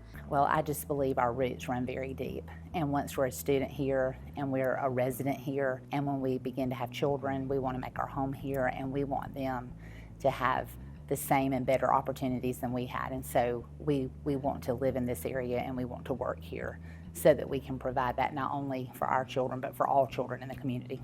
Our goal is always to prepare students for Beyond the Bricks. And when I say Beyond the Bricks, we're known for the historic Brickyard where we play football Friday nights, and every student wants to graduate from the Brickyard. But our goal is not just to prepare them for graduation, but to prepare them for a successful life beyond the bricks, knowing that there are endless possibilities if we prepare them. Class of 2005, best class ever.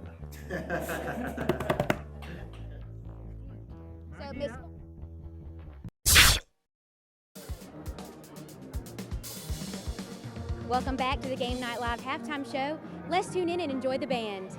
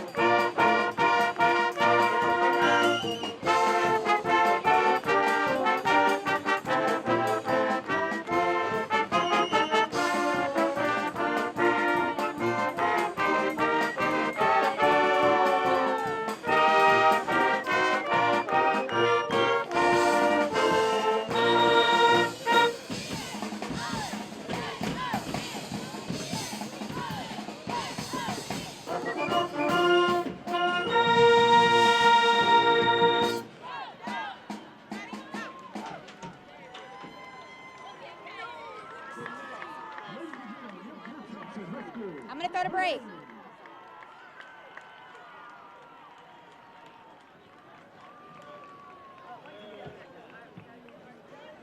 Welcome back to the sideline. I am here with Miss Vasquez, Miss Farmer, and Miss Kitchens from your local McDonald's here in the CSRA. Can you tell us a little bit about being a part of your local McDonald's? Well, we're located at 1940 Washington Road. We're excited to get out into the community, and we hired age 16, and we have the scholarship for the high schoolers also.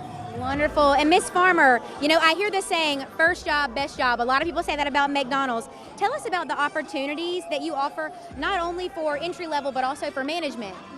We also have different types of programs. This could be your career. You know, you could be a GM, you could be a senior GM, you could also be a senior virus. We have different opportunities for everybody.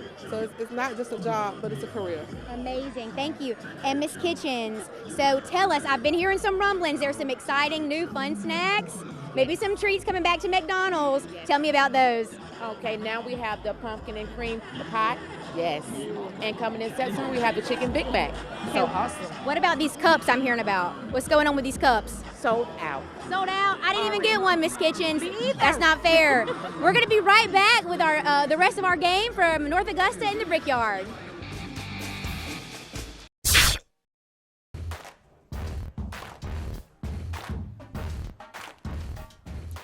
John Hart, AB, back at the Brickyard, where at halftime North Augusta leads Thomson 18-0, and you look at the halftime stats right now, not really that lopsided, but where it counts, North Augusta has dominated. Well, they have, and they came out fired up. The defense led by Dante Bell and DeAndre Baskett and Ty Burke, been all over the place. And then offensively, it took them a little while, but then Corey Tillman got his rhythm, running and throwing, finding Connor Brown time and time again. This is the deep throw early in the game that set up the first score. Yeah, North Augusta's really, everything's working except for maybe the extra points, but they've been outstanding on offense, especially in that second quarter. The aforementioned Connor Brown here with a nice gain that set up another North Augusta score. And it really has just been all North Augusta on offense so far tonight. Yeah, I mean, and it's been their stars. We knew coming in it was Corey Tillman, Connor Brown, and Michael Doe. And that's who's carried the offense behind that big offensive line. And then defensively, the same thing. The stars, the two leading tacklers from last year, Dante Bell and DeAndre Baskett. Their big-time players came to play tonight. Now, that said, Richard Bush mentioned it right before the half there with Taylor. Football is a four-quarter game. There's a lot of football left for Thomson. There is, and this is a big third quarter for Thomson, really, for their psyche for the whole year. I mean, they're not used to losing games. You know, they're coming off a stretch where I think, what were they, 35-3 or something the last 3 years. So, yeah, this is a really big third quarter, I think, to maybe try and get back in this game to give them a little bit of confidence. They're playing without one of their top players, but they still, I mean, they've still got playmakers, and North Augusta's just outplaying them right now. Not the only big game across our area. Let's take a look at some other scores from around the CSRA. Yeah, some good ones. Now, one of these games was last night, Barnwell. That was a great matchup. Who'd you pick in that game? I picked Blackville. Two teams that I think are going to go deep in the state. Cam Austin led the way, though. The South Carolina baseball commit with the win there. Laney all over Hepzibah. Sane Burke all over Cross Creek. Also, Harlem shutting out Washington Wilkes, their first home game of the year. Lincoln County ahead of Jenkins County. And Jenkins County won 12 games last year. They lost a lot of guys, season in school history. Yeah. And then you've got Greenbrier and Grovetown locked in a tie in the big Columbia County game. Strom Thurmond, they lost a ton of players, but look at it. They're up 20-0. South Aiken Silver Bluff, I just heard that is now 14-12. Close game there. But in the first half, 23 carries, 136 yards already for South Aiken's Javon Edwards. And we will see him and those Thoroughbreds on Game Night Live a week from tonight at Lakeside. One will point again to that Greenbrier game. Second straight week, the Wolfpack in just a tight one in the second half, trying to get that win. They are, and they had a lot of close games last year. You know, and I love what Sean Tierney did last week, going for two, going for the win. Twice, really. Twice, yeah, exactly. And I in the parking lot, you didn't know this, I was riding by and saw Braden Stevens, and I stopped the car and called him over, and he doesn't know me, and I just said, I just love the guts he took, because he did not play well in the first half, but, man, when they needed those drives late, he was pinpoint accurate. And just a real gutsy effort by him. And, of course, give Harlem credit. They won a a thriller in that one. We mentioned as the Bulldogs retake the field, the first half stats weren't really one-sided. Let's take a look. Yeah, I mean, where they got him was the Tillman to Brown passing, 137 yards. I think over 80 of that was just to Connor Brown. So, yeah, that's big. And you look, if it wasn't for the 14 to 10 time of possession, this game might even be more lopsided. So that's where we are, 18-0. North Augusta leads Thomson as both teams have retaken the field and getting ready for the second half. A second half kickoff is next. Thank you for joining us for the halftime show, the second half. Coming up.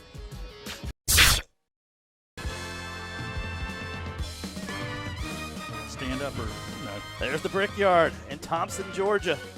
Second half ready to go. North Augusta leading Thomson 18-0. As we get ready to kick off here. And you wonder what Michael Youngblood told his team here at the half. We did try to get a comment from him at the half. He declined.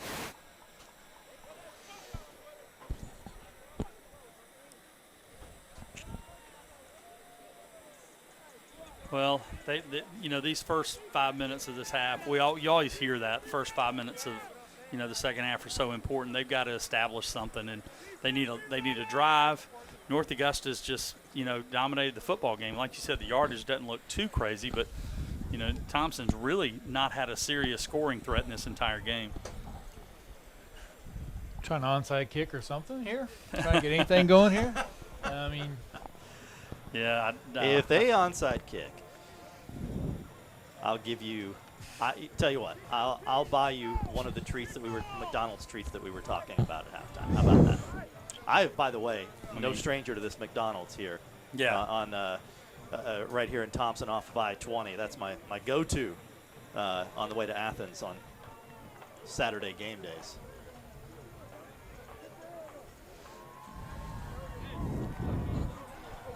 It will be hopping after the game, I'm sure. I think it always is. This little stretch of Highway 78 through Thomson. No shortage, I should say, of places to eat, and that McDonald's is always hopping. Come on, get me some free McDonald's here. I've hit the one in Washington a few times as well. Not gonna lie. All right, so here we go. 24 minutes to settle this one. And North Augusta with the lead and the football to start the second half. After they won the toss and deferred to start the game. Yeah, North Augusta's got to be feeling really good. Again, their first game of the year. Thomson, their second, and the Bulldogs in jeopardy of going 0-2. And a really nice return and good field position for the Yellow Jackets to start the second half. Yeah, that was a good run. L.J. Tillman. One of four Tillmans on this team. Making sure there aren't more. Okay, 4 Tillmans.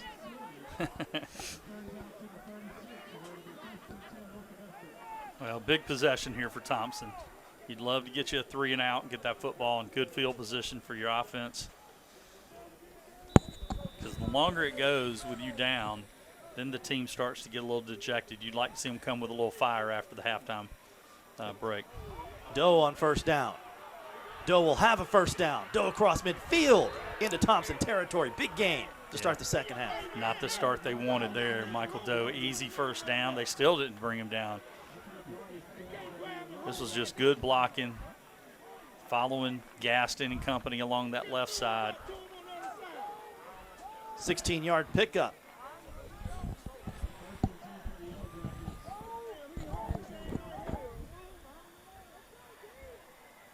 Doe had a touchdown catch in the first half and gets the Yellow Jackets off to a big start here in the second. You said something earlier about the score surprises people. The fact that North Augusta might win wouldn't maybe stun people, especially with the Thomson losing last week. But the score is what's going to surprise people. And here's another big run. Doe inside the 30 to the 29.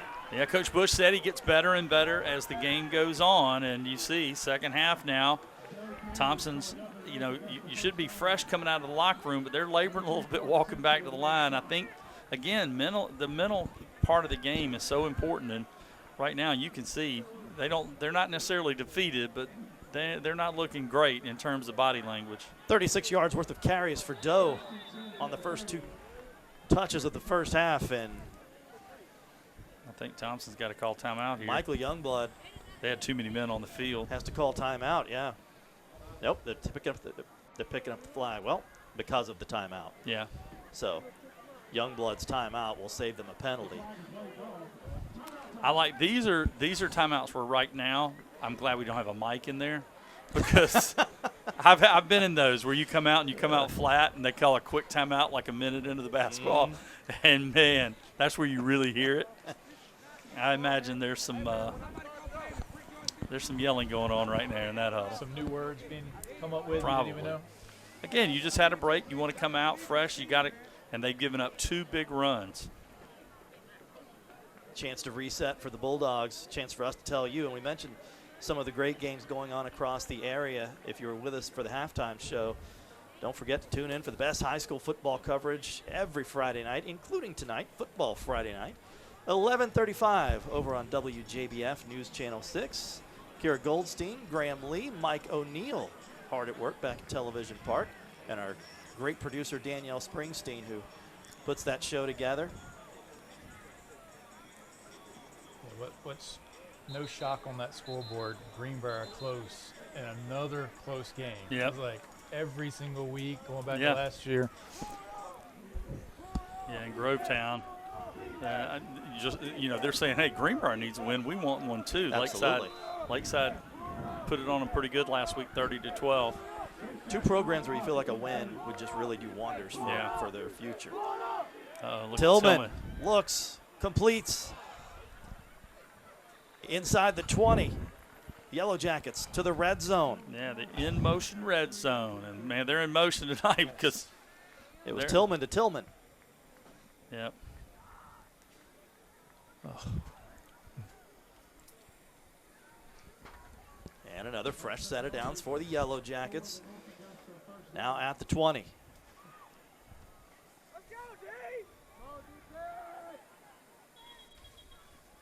Flag flies in. False start. On the offense. 5-yard penalty, replay the down.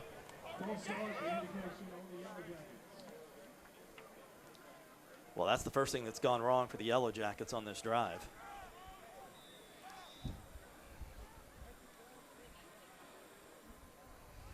And, again, somebody's got to step up, whether it's Jordan Jones or Quay Cummings or somebody on this Thomson defense has to step up and make a play. You backed them up 5 with a penalty. Try and get a stop here. And there's this somebody. Time they were equal to the task. That young man's played a good football Jaden game Eubanks tonight. has played a really nice game on defense for Thomson. Made a great play on the 2-point conversion earlier, and again, he came up ready to hit. Sometimes some corners get a bad rap. They don't want to tackle, but he's not one of them. He came up and made a great hit. So 2nd and 13. It's a cornerback at Florida State that used to say that about. Oh, he tackled in college. He stopped tackling once they started paying him a lot of money. No, he tackled when he was at Florida State. That's what's shocking. I knew he knew how to do it. He just didn't do it in the pros. He was good on special teams in the pros. Oh, yeah. All right, Tillman going to fling it far side of the end zone. 50-50 ball, and he caught it. Touchdown, North Augusta, and guess who? Yeah. Connor Brown having himself a night. That's a 6'1", 6'2" wide receiver going up against a 5'8" defensive back, and Sinkfield just didn't have a chance. Boy, what a game for Brown. And how about this throw by Tillman? Right on the money, letting his receiver go up and make a play. And like I said, Sinkfield didn't have a chance there. Brown's 2nd touchdown catch of the night. He's over 100 yards, too. And, man, Thomson down 24-0 at home. Their home opener for 2024. And Rodriguez for the point after. And another same thing happened in the first half. All sides on the defense for Thomson. You know, this is a Thomson team that over the last, like I said, the last 3 seasons, you can't 35 wins. And right now they are struggling mightily. And I know they're wishing they had Trey Jeffrey, but I don't even know if he would help tonight. Well, I was going to ask you how much of this do you think is missing Trey Jeffrey and what that does to their offense, and how much of this is just North Augusta playing really, really well? Well, they've also, think about who they've graduated over the last 2 years. You know, from the state championship team, a host of players. And last year, playmaker, remember Kasai Jones? He was all over the field on both sides of the ball. He's not there. Jordan Lane's not there. Jakias Jones isn't there. Well, this time Rodriguez is true. Now North Augusta has everything going. Yeah. Get the kicking game in gear. You're clicking on all cylinders. And with 9:07 left to play in the third, it is 25-0 North Augusta.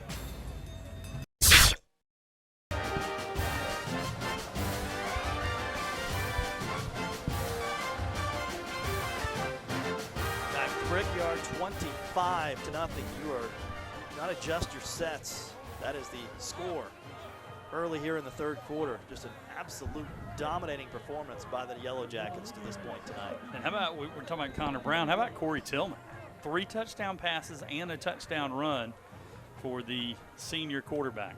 Which gives us a chance to remind you that we'll present the McDonald's Offensive Player of the Game at the end of this contest. They're going back and forth for it, but how about this return? There we go. Thomson needing a spark, and they have it. It's Xavion Brinson. One man to beat.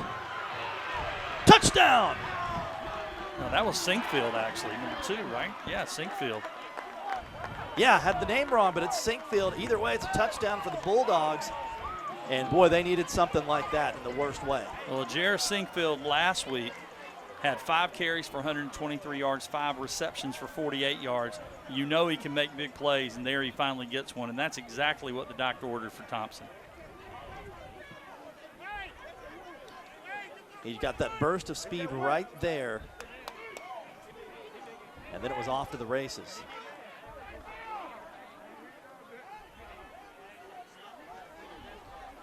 Nice effort by Darius Curry to try to chase him down, but Thomson on the board for the first time tonight. 95-yard touchdown return. Wow. I mean, obviously the biggest play of the night for Thomson by far. Matter of fact, that equaled about their yardage for the first half offensively. Samuel Anderson, well, won't get a chance to try the PAT. And Thomson will have to settle for 6. This has been an interesting night on PATs. Well, 5 attempts and only 1 made. Anderson was 2 for 2 last week against Evans. Didn't get a chance there. So we'll see if the Bulldogs can use that as a jumping off point here. But a big hill to climb for Thomson. Still down 19. 3-score game. But a lot of time left, 8:52 in the third quarter. That's a lot of action for the first, 4 minutes here in the third quarter? It's been wild so far, yeah. I mean, it's definitely a complete opposite of how it started in the first half. You bet.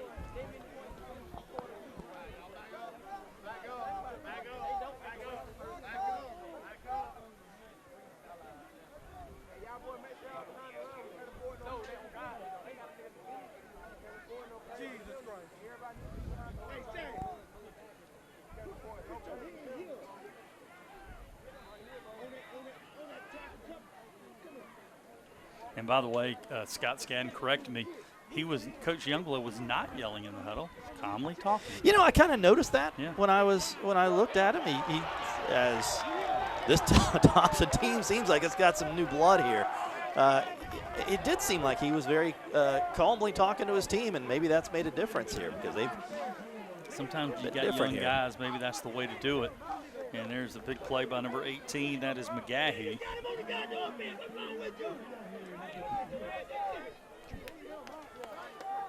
Well, the Georgia Army National Guard offers you so much more than what you think. You can get a degree with money for school, learn job skills that translate to the civilian world, make bonds that last a lifetime, and earn pride for life.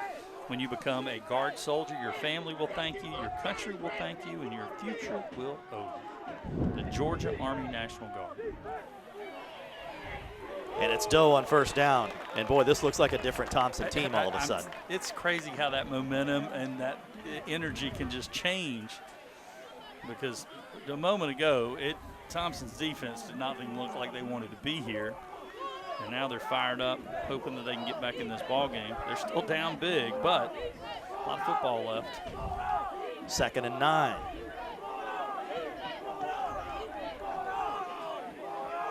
Corey Tillman and Connor Brown having huge nights for North Augusta. It is Tillman rolling out and incomplete. Incomplete, looking for the other Tillman. And Brown's got a chance to put up one of the better receiving nights we've seen on Game Night Live. He's 6 catches for over 200, or for over 102 touchdowns already. 3rd and 9. And don't look now, but if you're Thomson and you can get off the field here. Yeah, you get a stop and get a score. Put a little fear over there in North Augusta for sure. Gives them something to think about for sure. We've seen some wild games and some wild comebacks and turn of events. This would be a wild one.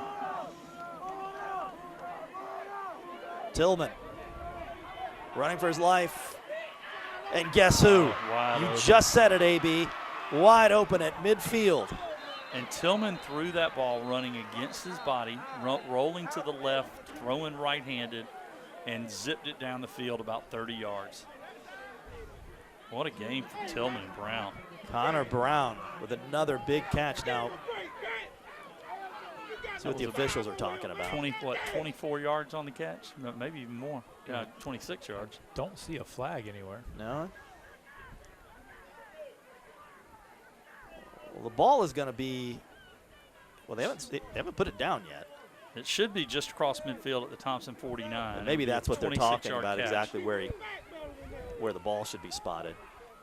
Nathan, what does that put Brown at now? 7 catches for 135, somewhere in there? 131. 131, wow. I have no idea what the discussion here is. 7 for 131 and 2 scores. Pretty good night. They're taking the ball back for some reason. Oh, wait. Yeah, that one. I'd take that. Take that. And on the near side, Michael Youngblood conferring with another official.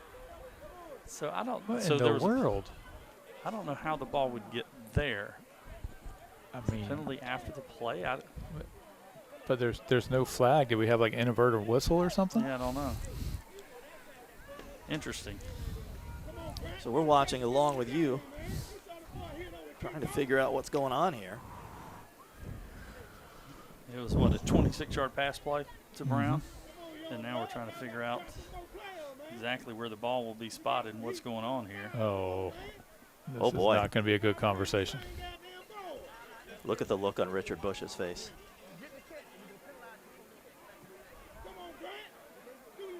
But it's a penalty. It's after the play, so dead ball.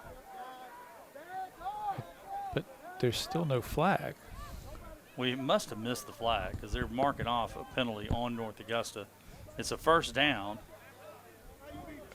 It looks like it's going to be 1st and 10 North Augusta at its own 35. And that would be a 15-yard penalty. It was, because it was at the 49, so the 15 would be at the 36. The interesting thing is he's still not signaled any penalty. Yeah, they're marking off like it's a dead ball personal foul. Let's see. Let's see what happened at the end of the play. Did somebody throw a block or something? Yeah, I don't see anything there. Yeah, I don't see it now, unless it was away from the ball.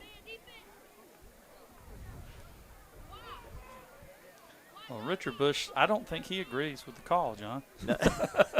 he certainly didn't see it. Yeah, he's just as confused as we are.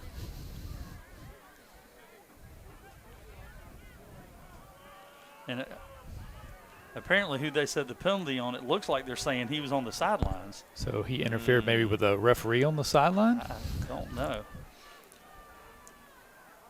But what is... That is a... So... Well, there's two things there, and I know it's early in the season, but it's taken a while. You got to signal something. Yeah. You can't just So we mark never- off a penalty and not signal anything. We never got a signal on exactly what's going on, but either way, it's going to be 1st and 10 Yellow Jackets from the 36-yard line. Yeah, the throw and catch count. It's a dead ball personal foul after the play is what we're assuming. And Tillman in trouble again, and down he goes. Well, he did a good job just to hold on to the ball there because Thomson, great pressure. Dan Williams, defensive lineman, just a sophomore. Watch this, just great closing speed. But look at, he did an amazing job holding on to the football. He could have easily lost that one. Yeah, I could not get the number on the other Thomson player that was involved. But a loss of a whole bunch all the way back to the 25-yard line. Yeah, lost about 11 or 12. So this drive that started out with such promise for North Augusta, now they're going to be facing 3rd and long as Doe is brought down. Yeah, it's going to be 3rd and about, 18, somewhere in there, maybe longer. No, it's 3rd and 20. 3rd and 20. Yeah, maybe a little longer, more. maybe 3rd and 22. Yep.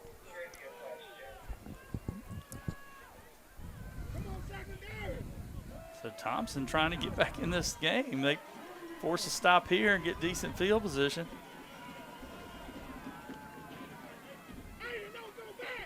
Coach Youngblood praised his special teams from week 1, and the special teams got him a touchdown earlier. And again, Tillman flushed, and he'll have to step out at the 26.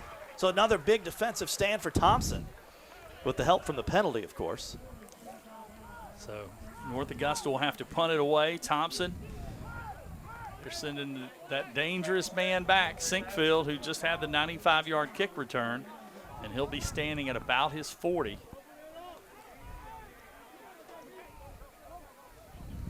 Thomson gets a score here. We got ourselves a ball game. Sinkfield actually going to back up to about his 32. He's dangerous in the open field. They haven't been able to get him in the open field very much out of the offense, but got the kick return. Now he's set to. They're kicking it away from him. Oh, it's off the side of his foot. Yeah, not going to get a chance to return it. Out of bounds at the 42-yard line. So excellent field position. I mean, that's like for Thomson. That's like a 30-yard return, basically. If he'd have caught it at the 30, he didn't have to do anything because the punt went off the side. He was trying to punt away from him. That's on Sinkfield. He had the kick return, and now you're worried about punting to him and trying to angle it away from him. You kick it off the side of your foot. So here come the Bulldogs again. They've got to get something going offensively. They've under 100 yards in the first half total offense. Not what you're used to seeing in recent years from Thomson, for sure. From the North Augusta 42. And a Here big gain Jones on first down. First down inside the 25-yard line. Yeah, very patient there by Jones. He waited on his blockers, found the hole. Biggest offensive play of the night for Thomson. Yeah, he had 40 yards on the ground in the first half and got about half that there, if not more. And it is 1st and 10 Bulldogs at the 24-yard line. A Hawk Law Group first down. Coach Youngblood is hoping he learns a lot about his team's resiliency tonight because they haven't given up yet. Jones, why not try it again? And it works again. Got to be close to another first down. Right on the stick, it looks like. 2nd and 1, they'll say. And they got North Augusta on their heels a little bit now.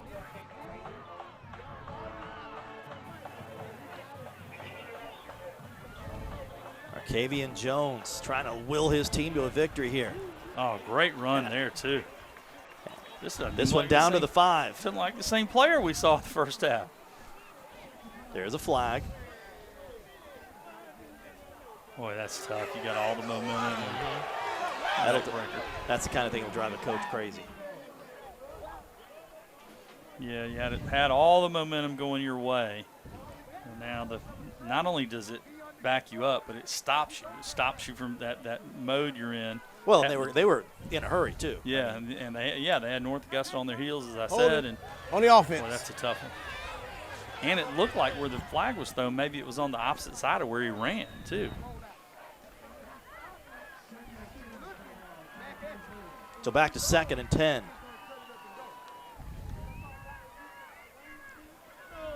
This time it's Brinson. Yeah. And nowhere to go. Nowhere to go. I think that was Simeon, the sophomore again. And Plexico in there as well. Yeah. Well, saw Plexico get up.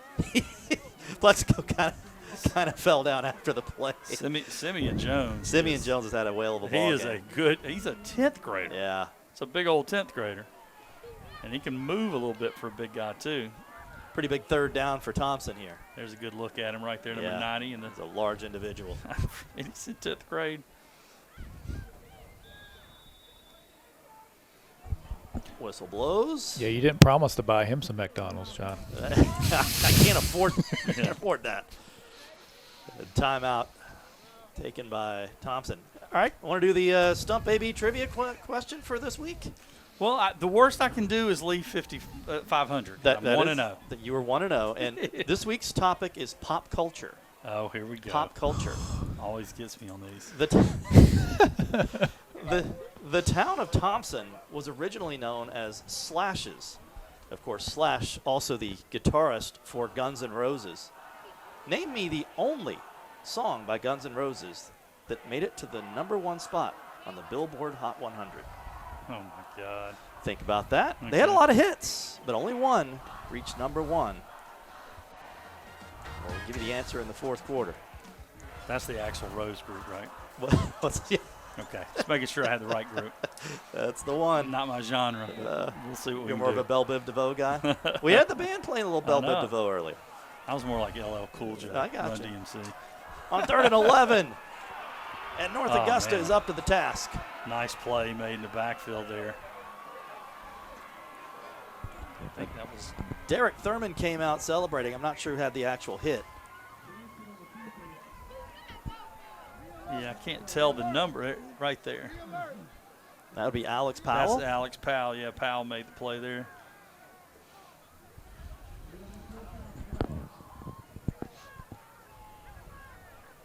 Did you know that Thomson was originally known as Slashes? Did not know that. See? Learn something new. Come all for the time. football, stick Yeah. around Yep. for the history. Going for it on 4th down are the Bulldogs. And not quite. And Yeah, by the way, that's a good. I mean, what else are you going to do there? I do have a guess for the trivia locked in, by the way. Do you? Mentally Okay, locked all in. right. Aiden Robertson on the receiving end for Thomson, but well short, and North Augusta will take over.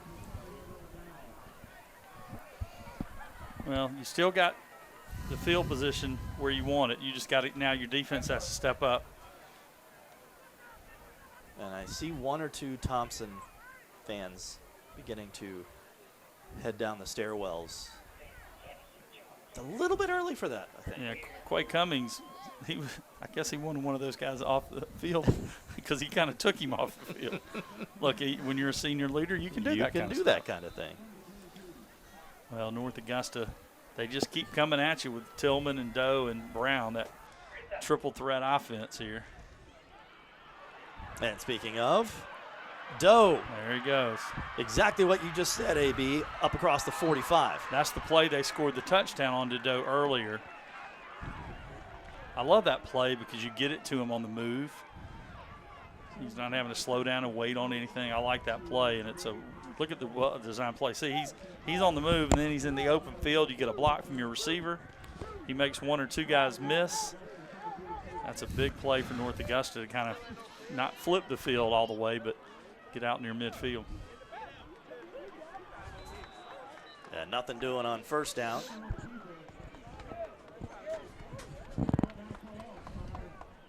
Getting late here in the 3rd quarter, especially if you're Thomson. Yep. Yeah, they obviously you can't give up a score of any kind, and you really got to get the football back. And if you can go into the 4th quarter down 2 scores, you know, it's manageable. It's manageable. Yeah. because keep in mind they haven't scored offensively yet in this game. They got their touchdown on that kick. Oh, return. Oh, dangerous. tip drill. Into the arms of the Thomson Bulldogs. Well, that is exactly what Thomson needed. That's Lane, I think. Josiah Lane, yeah. Yeah.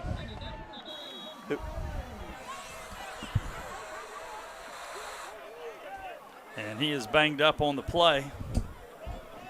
But what a play it was for Josiah Lane, and one that could turn this game around. Well, that's one Corey Tillman would like to have back. He threw it into traffic, and I know Coach Bush is probably going to have a talk with him about this. No point in throwing the ball there. He threw it behind the runner. There were a ton of black jerseys there, trying to get it to Connor Brown. Hakeem Lawrence on the tackle for North Augusta, and Lane still down. Now he's up. Might have just gotten the wind knocked out of him, hopefully. Well, he got the pick.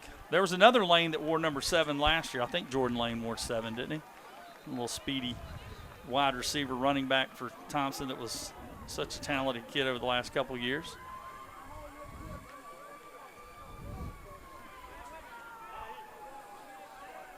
He may have been 5. I can't remember. 5 or 7, one of the two. Good news is Josiah Lane is up and back on the sideline. Yeah, and he got that pick. He's going to be happy about that. And now Thomson needs to get points. Well, I was just thinking, you said they needed to make it a 2-score game before we go to the fourth quarter. Time was running down on that now. Now there's a chance. So you're saying there's a chance? Saying there's a chance. Jones. Well, that's not going to help Thompson's cause at all. Well, you got to get rid of that football there. He tried a double move on to go to sink field there and did not work. You got to get rid of the football. Big Davian McInnes. Man, McInnes, big old boy too. Boy, those two D tackles, 99 and 90. Big, strong guys. A lot of McDonald's consumed between the two of them.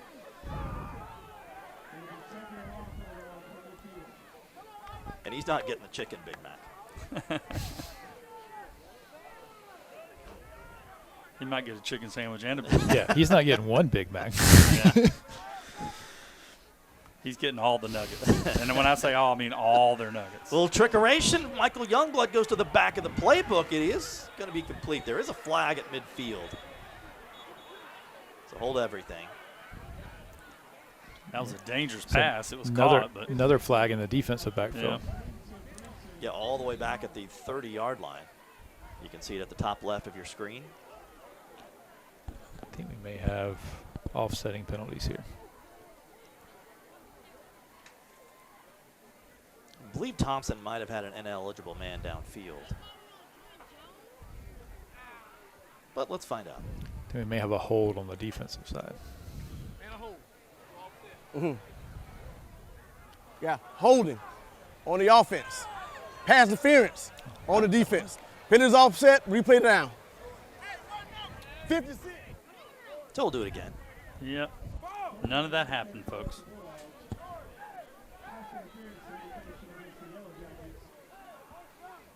Yeah, Thomson.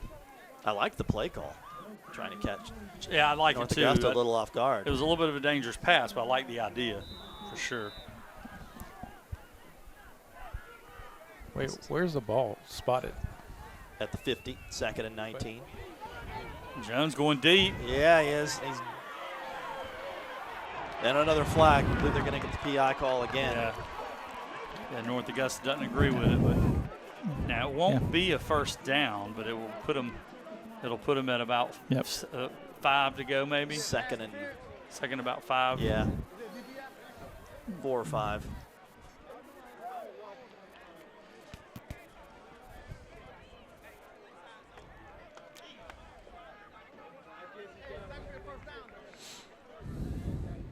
It's been a busy man this second half. We got pass interference on the Yeah, the first half was clean. I mean, 6 or 7 penalties total in the first half, but still be second down.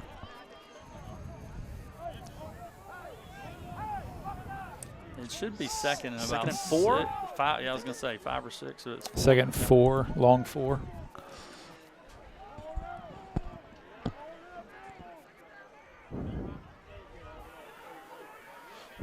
Coach Youngblood's got to be happy about his guys staying in it and fighting. Oh, you bet. There's not been any quit in the Thomson Bulldogs tonight. Yep. And it looked like we might see it. The defense, they were kind of walking a little slow back to, their position, and that kick return just ignited them. About Sinkfield, I had to tell you, we talk about game breakers this year. Sinkfield, how about that? Last week he had an 80-yard touchdown run against Evans, and tonight a 95-yard kick return for a score.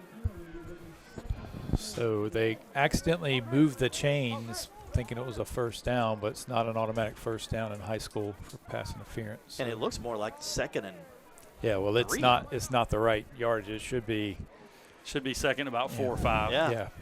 They should have to go to the 31 for a first down. They don't have the chain set back right. Well, and that's the coaches are frustrated because not only are these some interesting calls, but also they're taking a long time. It's hard to get in a rhythm. And hey, these guys have a brutally tough job. I would not want it. So, and this is also for them. A lot of them, it might be their first game or second of the year too.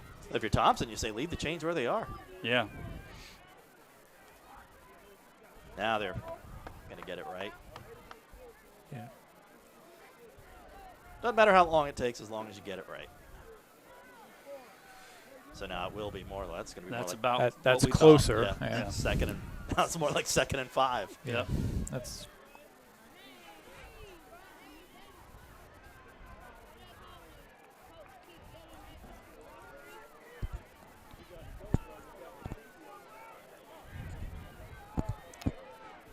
I think we're ready to go. That's where you love the radios. I'm sure the referee in the booth up here was able to help him out. Oh, this could be a big gainer. Yeah, Jones keeps. He will be to the 25. Your boy, it's going to be close. There's a flag in the backfield, so catch that. It's just a huge advantage now. The officials all have the earpiece. Yeah. They can communicate with each other. So holding on Thomson again. That's 3 holding calls in a pretty quick span here for Thomson. We have ground to a halt here. I'll tell you a name we haven't called for North Augusta in a little while, and that's Dante Bell. He was their best player on defense in the first half. So keep an eye on number 18 for Yellow Jackets.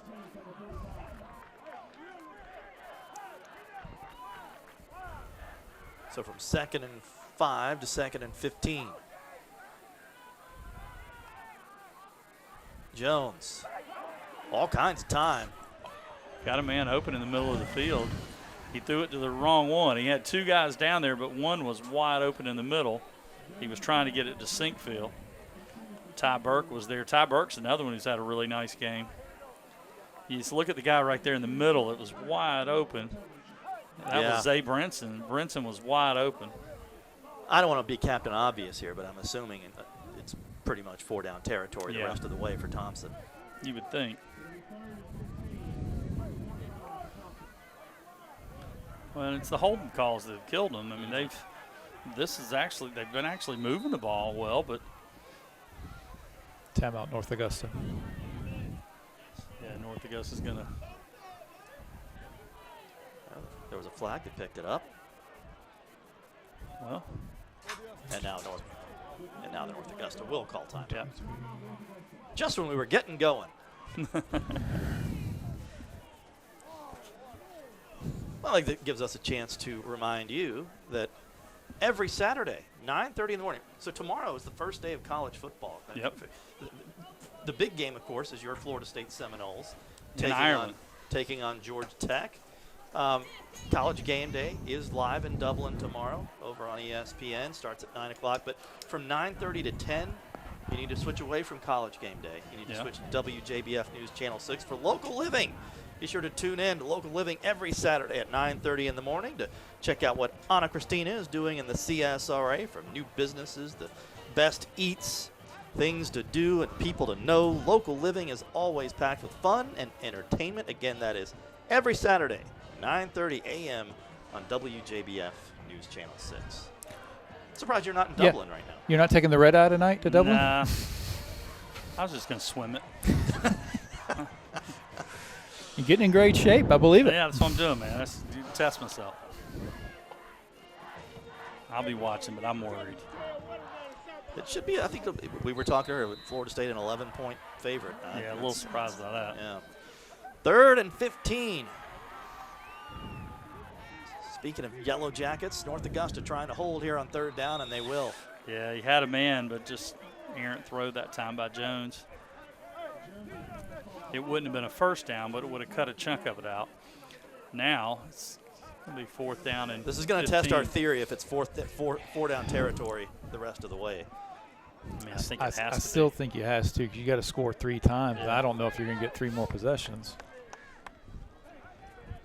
Well, you got to get it to Brinson or Sinkfield because you're not going to run it here, so you're going to throw it. So you got to look for number 2 or number 1, one of those guys. So here we go. Need 15. And Jones has his man. That is complete to Brinson. It's going to be a first down. And it is going to be a first down. So how about that play? Yeah, we said got to go to 1 or 2. He went to 1, say Brinson. And huge first down pickup. Yeah. Thomson essentially keeps hope alive here. Yeah, 4th and 15, and Jones, starting just his 2nd game, makes a really nice throw to the middle of the field to Brinson.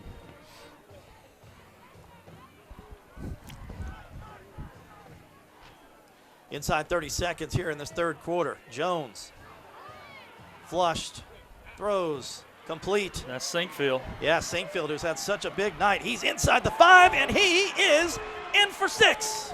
Wow. Touchdown, Thomson. Now, the ball came out at the end, but Thomson recovered it anyway. So Sinkfield with his 2nd touchdown of the night. Great job by Jones, giving himself time scrambling and, set his feet, made a good throw, and Sinkfield does the rest. Watch how he rolls out. Watch him here. When he looks and then he steps right into the throw, makes a good throw to Sinkfield. Beautifully done by the Bulldogs. And now they will go for 2 here. This would cut it to 11, so you'd be. And not to be. That was a big play because if you cut it to 11, it's a touchdown, 2-point conversion, and field goal now. Zeddy Tillman, the 3rd Tillman we've mentioned tonight, Tillman breaks up the pass and keeps it at a 13-point North Augusta lead. But you did say, AB, if North Augusta, or Thomson, I should say, should get on the board before the end of the 3rd quarter, we got a ball game here going. I mean, it was 25-0 not long ago, so 25-12.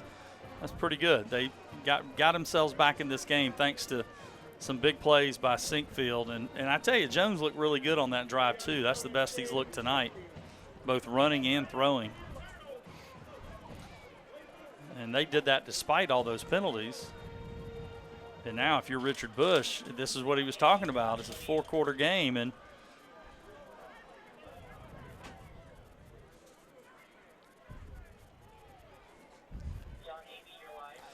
John Hart, AB, up here in the booth. I think that we're both a little surprised at how North Augusta jumped out to that huge lead. I think Thomson was probably very surprised by that as well. But looks like Thomson has settled in now, and I think this is going to be an exciting 4th quarter. This game is going to end up a lot closer than it looked like, at least at halftime. Well, if nothing else, you got to respect how Thomson has fought and tried to stay in this game because at one point 25-0, it did not look good, and they got the big kick return, and it shifted the whole momentum of the game, and that's big right there too.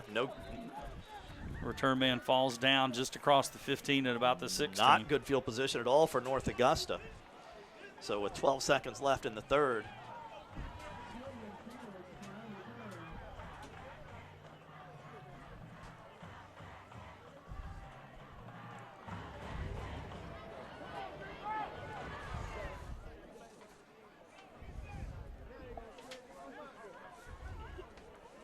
Hoping for a finish here, but we have some great finishes across the area. Don't want to give you any spoilers, but again, Football Friday night coming up at 11:35 over on WJBF News Channel 6. Yeah, some big performances too.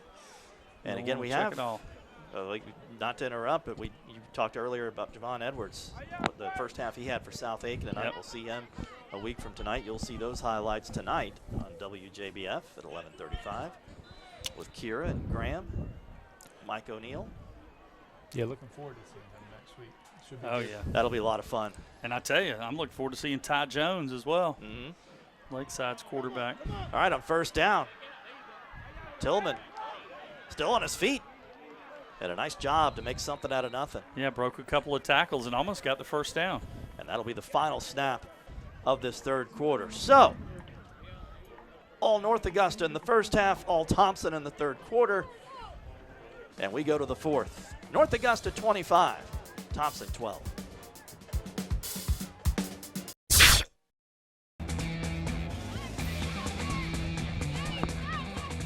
The student section hasn't given up here at the Brickyard, I can guarantee you that, but North Augusta on 2nd and 1 will convert and have another fresh set of downs at the 30-yard line as we begin this fourth quarter of play. Yeah, and if you're Richard Bush, this is where you tell, Michael Doe and Tillman and your leaders, we need a drive here. We don't even necessarily need points, but we need to eat up some clock, get some first downs, and put this game away if you can get a score. Well, the most important number on your screen right now for North Augusta is 11:36, 11:35, 11:34. As a big pickup on first down as we go to the QBs by the quarter, brought to you as always by Culpepper Ace. I never get it right. I'm sorry, Shane Pangle. Culpepper Lumber Ace Hardware. Why can I never say it all in a row like that? Yeah. All right. Anyway, I got Nathan Edwards. I get that right. Yeah, so Corey Tillman's 13 of 22 for 221 yards and 3 touchdowns through the air. He does have the 1 interception and does have a rushing touchdown as well as Doe picks up the first down on the rush. And then for Thomson, Jones is 8 of 15 for 91 yards and a touchdown, and he's added 37 yards on the ground. And a big first down pickup as well. Well, next time you say Culpepper, I'll say Lumber, and you say Ace Hardware. We'll get it covered. You just have to remember one word. They have been long-time partners with us here on Game Night Live and Football Friday Night, and we certainly appreciate it. Yeah, I used to love watching his son sling the ball for Greenbrier. And now his daughter. Yeah, true. Well, that's going to be, well, that's got to be a there's hold. The flag. Yeah.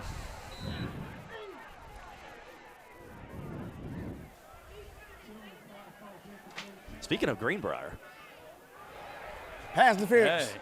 On the Won't defense. give anything away. Don't want to give it away, but it's on the play. It'll be a first they're down. playing pretty well tonight. Football Friday night. See what's going on with the Wolfpack.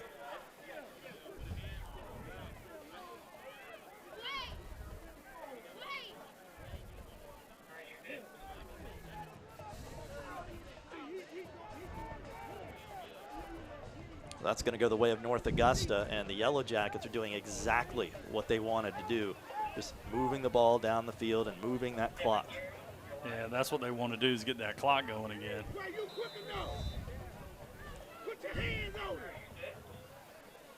Richard Bush would be perfectly content leaving with the score as it is right now. Well, let's see. Drawn off. On the defense. 5-yard penalty. Replay first down. Penalties have really hurt Thomson in this quarter. They've been able to battle back despite the penalties, but they've started to pile up some penalty yardage. Yeah, they're over 80 yards on penalties now. Yeah, and they only had 4 penalties in the first half. And the second, they've had a little barrage of them here.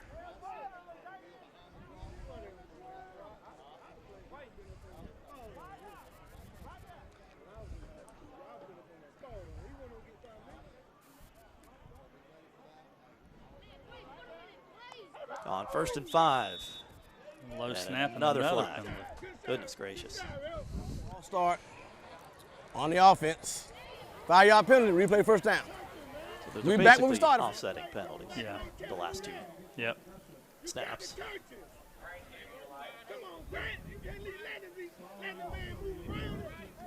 Well, and the best thing, if you're Thomson, the clock's not running. And that, if you're North Augusta, you want to hand this ball off and get that clock going.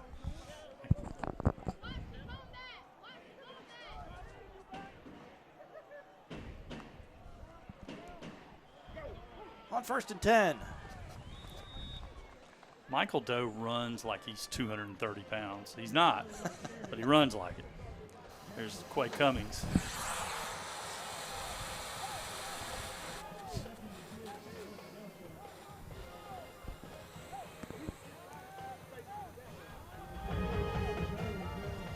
Clock continues to run for the Jackets. Clock continues to run against the Bulldogs. Well, you need another turnover if you're Thomson. You got the interception a little earlier from Lane. You know. I was about to say I don't see him throwing, but look at this. Well, it's a safe pass, though. It is. Now, that wasn't smart going out of bounds, but. Justin Sturgis on the receiving end. Yeah, if you're Sturgis there, you just have to fall down in bounds. I feel like Richard Bush will remind him of that. Yeah, got a feeling.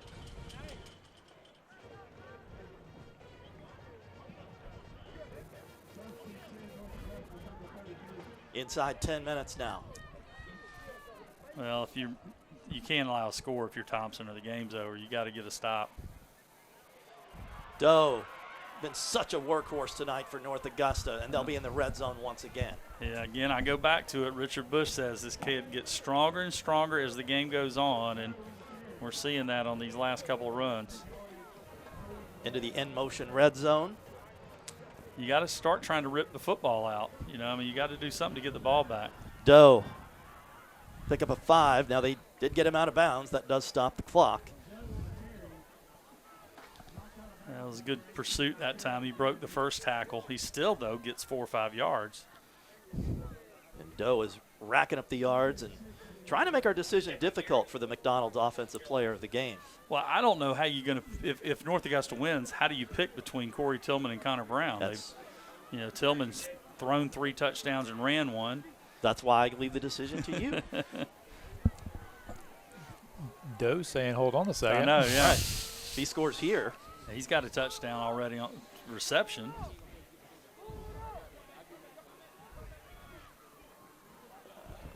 A little bit of low throw that time. And again, the clock stops with 9:27. Well, that was the case of there was pressure and he wasn't able to set his feet. He had to kind of throw on the run and just threw it a little low.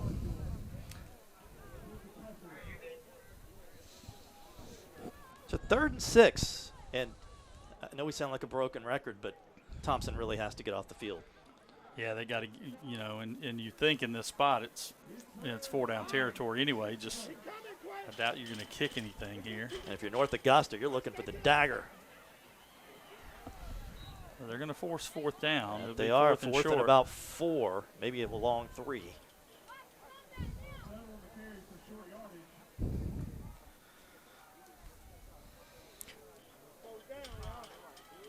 Yeah, even a field goal here still doesn't make it 3 possessions. So no real need to try the field goal.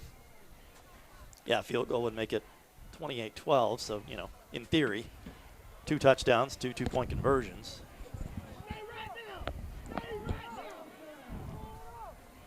Still a lot of time left. We're getting finals from around the area. Good look down the line of scrimmage there, but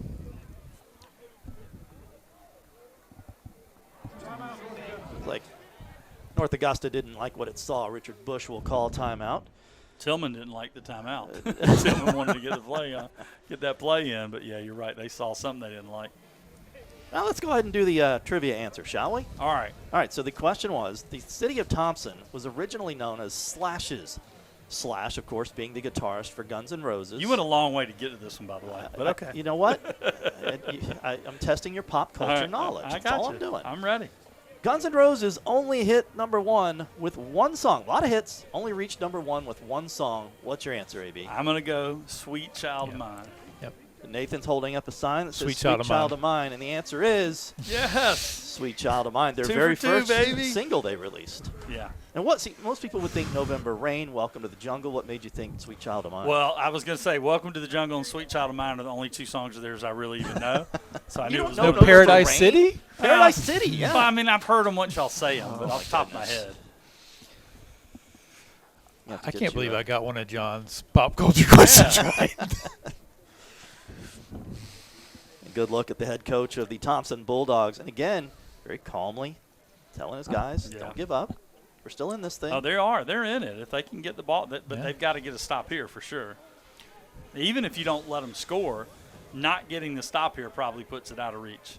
Because, again, they're going to be able to keep the ball and run some clock. So even if they don't score, they're going to eat up another 3 or 4 minutes probably. How many other high school stadiums? Look at the left side of your screen. How many high school stadiums you know that have the end zone seating? Yeah. Very cool atmosphere here. And they love their football here. That they do, and they've had good reason to over the years. Yeah, the story I tell is Dennis Sanders, who was the district attorney for years and years here in McDuffie County. But on the side of his car, it did not have district attorney. It said voice of the Thomson Bulldogs. And he has been for a long time. Tillman under pressure. Gets rid of it. What a and great incomplete. play. Yeah, nice work down there by, that was Zay Brinson again, I believe. Well, that was a big play. Gets the ball back. Take that back. It was Sinkfield. Yeah. Was it Sinkfield? Yeah, it was Sinkfield. You can't say that guy's not giving it everything he's got tonight. 95-yard kick return. He had the touchdown catch and run. Makes a big play there. And now Thompson's problem for Thomson is offensively they haven't been quick strike. They had the kick return, but they need to get points in a hurry because you have to score, and then if you don't onside kick it, you got to get North Augusta off the field. First things first, they got to go down and get some points. And the man to do that is Jones, the quarterback. And Jones under pressure. Look out behind you. And down he goes. Yeah, brought down from behind. Good pursuit. That was Najee Quiller. Yeah, Quiller comes up hobbling a little bit. Junior linebacker. Well, the reason that was big is you didn't let him throw the ball, so it's not incomplete to stop the clock, so the clock runs. So that was North Augusta will take that all day. They stop him for a loss and the clock running. A little surprised Thompson's not Yeah, I mean, hurrying up a little here. But again, it's a two-score game. Either way you slice it. Jones, evades two tacklers. Oh, he had him. Oh, my and that goodness ball was gracious. right on the money, too. Jaden Ivey was the intended receiver. That's a tough one. He slung that football. Watch this throw. I mean, look at this throw right here. On the run, too. Slung it, and my goodness, hit him right in the numbers. When he steps up and steps into a throw, He can sling it, yeah. Well, that would have been a huge play for Thomson. And instead, it's going to be 3rd and 13, or 3rd and 12. They've got to get a first down.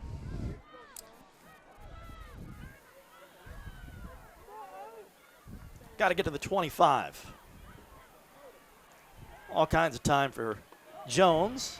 They'll have the first down across the 30 up to the 32. That was a good throw on the run. Aiden Robertson picks up the first down. Robertson's the one they missed on the big play, long pass in the first half. There he makes a nice catch. So the chains will move. Once they get set, the clock will go. It's already going. So again, if you're Thomson, you got to be running plays here. That's 10 seconds already run off the clock since they set the chains. you only got one timeout left. You can't allow 20 seconds to go off the clock, over 21 seconds before they snap it. And then a false start. Yeah. You can't. And I know, again, this is Jones's first home start of his career as a varsity quarterback, but you got to have them up at the line ready to go. And even with taking all that time, like you said, a false start. Those are the things that'll make a coach crazy.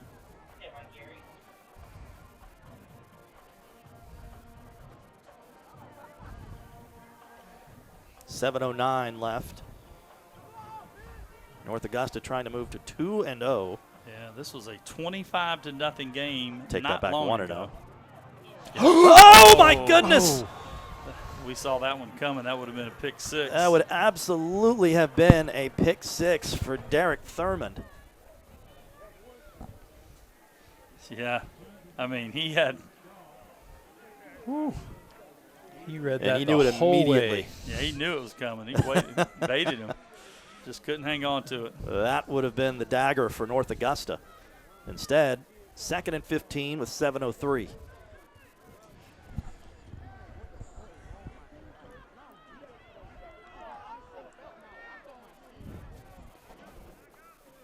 Yeah, that would have sealed the game for sure. Ooh! Well, we have our hit of the game. Yeah, we sure do. But he held on to the football.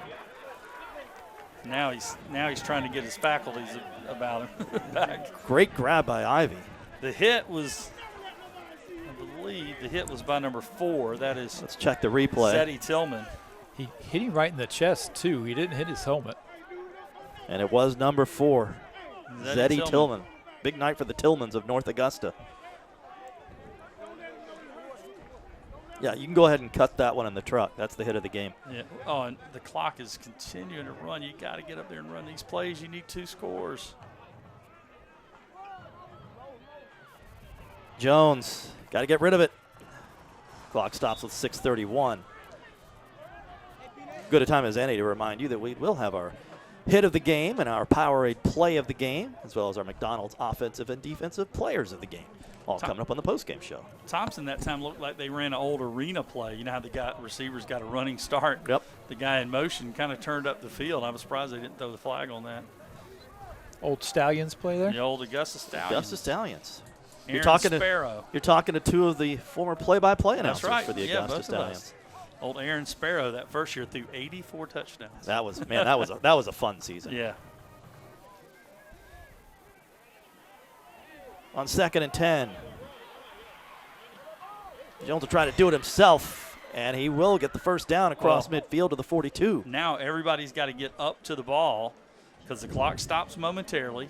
But once they set the chains, it's going to start again. You can't allow 15, 20 seconds to run off the clock before you snap the ball. It was at 6:20. Let's see how long it takes. Chains are set. Yeah, it was at 6:20 when they started it back up. So, again, that's 12. They're going to allow 20 seconds to run off the clock. Yeah. More than 20. It was at 6:20, and now they're going to snap it after about 25 seconds. 23 seconds ran off. They will get the ball out quickly. And that's Sinkfield, and he's going backwards. And by the way, we're 100% aware it's a lot easier for us to manage the clock up here than those guys out there. That it is. Yeah, that's a tough one because it's a complete pass, and the clock keeps running. Again, Alex Powell. He was kind of the guy that sent him in the wrong direction. Clock running.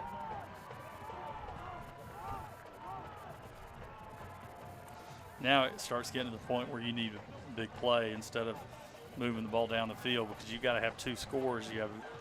You've already eaten up over 3 minutes on this drive. Jones again on the run. Again throwing a run, and Oh, he's and got the a first wide-open down. Brinson. Out of bounds. Is he out of bounds? Did he cross the line? Crossed the line when he threw the ball, I Oh, believe. they're going to say cross the line of scrimmage. Wow. Negates a big play to Brinson. Nathan jumped up and saw it immediately. Yeah, I don't think the North Augusta coach is going to let that one be unseen. And there you see the. Oh, I think he crossed the line. I don't know if his whole body was across, but No, he wasn't across at all. But on the I know replay. that's what they're calling. Yeah, on the replay, man, he was not across the line. Because usually your whole body has to be Yeah. across the line. And now he wasn't even close I didn't to the think line. any I part thought of he him was was- this far behind the line. No, his he whole wasn't body. that far behind. He was part of his body was across the line No, for sure. on the replay, am I wrong? On the replay, he looked way behind the line. If we could get it shot Maybe we again. we might have a weird angle. Yeah. Obviously, they called it. They saw something, but man, on the replay, it looked like he was way behind the line. Let's see it Take again. another look. So he's got to get up. So the 44 is where the line Yeah, but is. that's what I'm saying. He threw it here. But the He was- 44 is the line of scrimmage. He's already.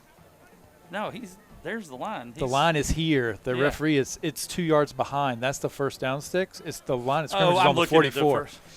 I was thrown off by the no. angle. The first down stick was way down at the 30. No, but the line of scrimmage was on the 44. You were looking at the first they lost marker. yards. Yeah, They yeah. lost yards the previous play. You're right. Kids, don't make me Okay. pull this car over.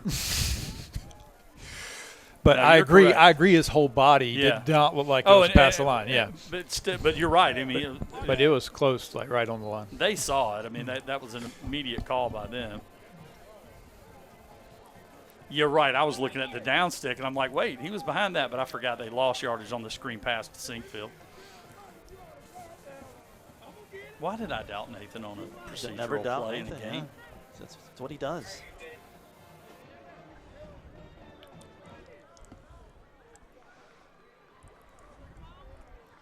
Michael Youngblood pleading his case to the officials. You can see him standing just to the left of the tee there on your screen near the 50-yard line. It was close, but well,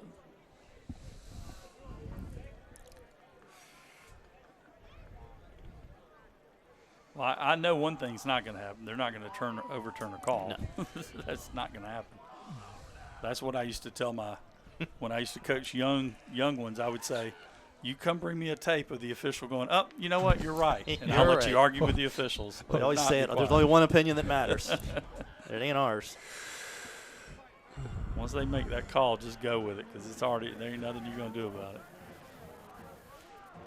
Well, we keep up this pace, we might lead right into college game day. Yeah.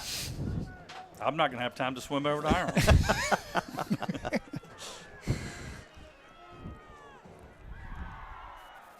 So as the band plays some CNC Music Factory, Jones back to the original line, and it's going to bring up 4th and let's call it 5.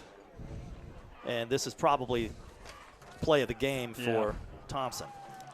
Well, Thompson's playing a good football team tonight. This Thomson team's going to win some games as the year goes on, obviously, but that North Augusta squad's pretty darn good. Well, and, we'll recap this on Football Friday night, but that's just it. If you're Thomson, you're getting some reps against some really good teams, and this is going to come in handy once you get into region play.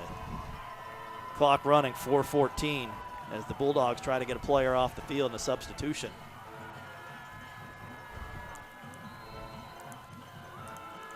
And now what? They got no timeouts.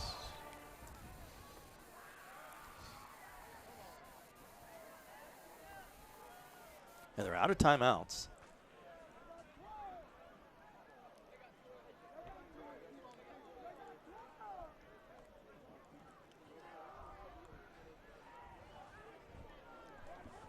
They called delay game there. It's 12 y'all out here. Yeah, so Coach Youngblood was kind of arguing because there was still 17 seconds on the play clock, but I don't think the play clock was accurate. So now. No, they called it on North North Augusta. North Augusta, yeah. So now it's 4th and really a 2 short 1.5 or long 1.5. Either way, it's 1st down, and the Bulldogs continue this drive, trying to get out of bounds. They get out of bounds, too. I believe he did, so clock will stop under 4 minutes, 3:54, and move the chains for the Bulldogs. This drive has taken a long time, though. They've eaten up over 4 minutes on this drive. Because, again, they need a score, and they got to get the football back. And the 2-point conversion. Well, yeah. And another score.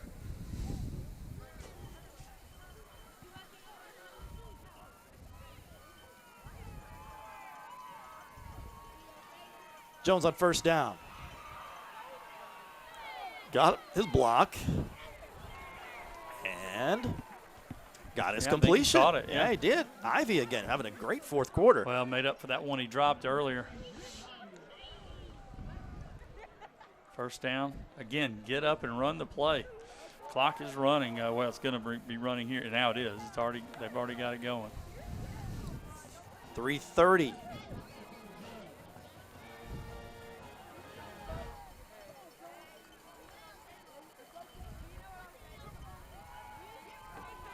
Jones.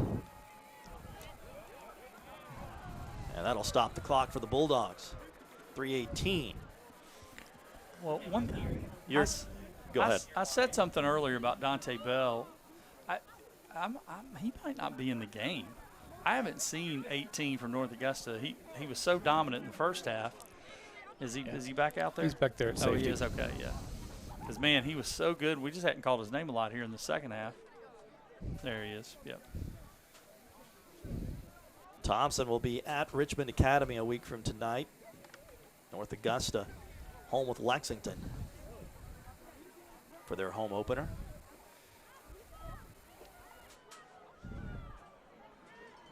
And Scott Skadden down on the field saying they were telling the band to stop. Jones. Oh, did a great job. What a great job to evade the tackle. Now throwing on the run. End zone. Oh, collision. what a catch. Touchdown.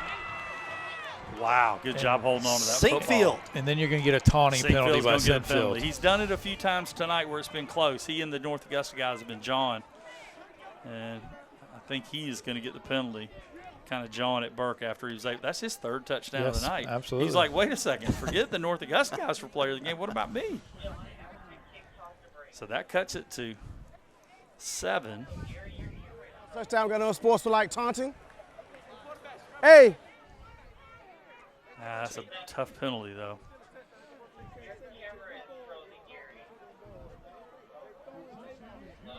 So the touchdown is good. Yeah, that'll cut it to 7, 25 to 18. And let's see. Are you in onside kick territory? I think you have to. Little, I guess not trusting the extra point here. Yeah, they're gonna go don't for really 2. need the 2 points. Yeah, you're right. Because you're going to need the extra point next time if you don't get it. That's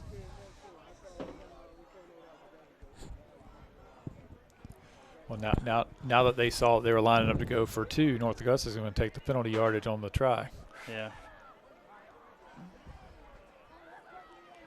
So the try will be from the 18 yard line. It's a great chess move if Yeah. you got them to waste the It penalty was. instead of on the kickoff. Yeah.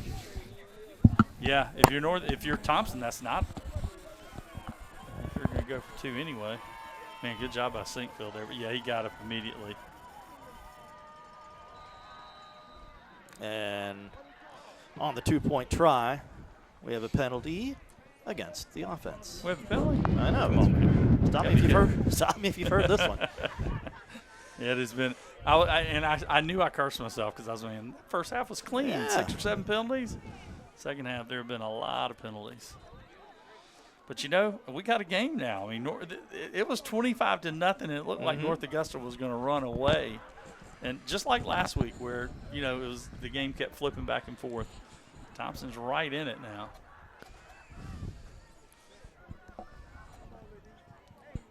This is for 2. All kinds of time, just trying to find anybody. Throws it across the field. They got it. No, he dropped it. He dropped it. I thought he had it. That was Ivy he was trying to go to. I'm with John. I think you almost have to go onside kick here. Oh, just, 100%. Just because of how slow they're moving on 100% offense. you do. Yeah. I don't think. We'll find out after this. 25-18, North Augusta trying to hang on.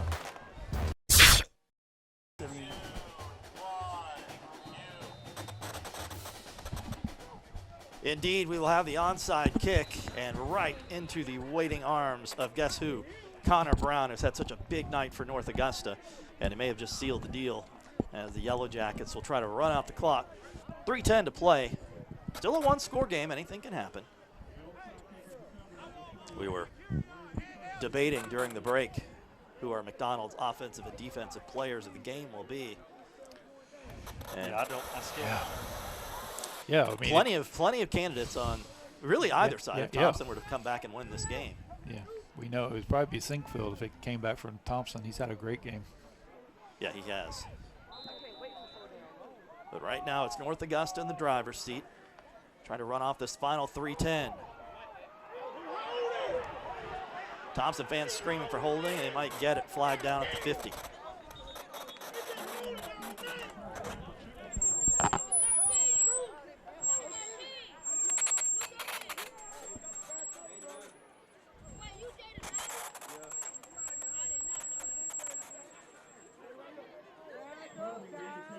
Whoever see the edge on this.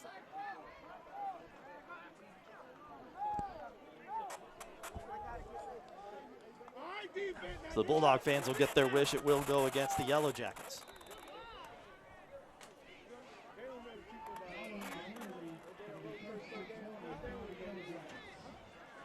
Under 3 minutes now.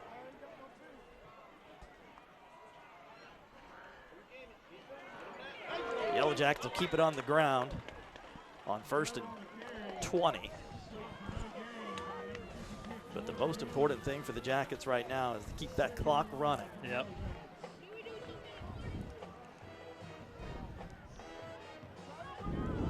one of these teams is going to want to watch the encore presentation of Game Night Live.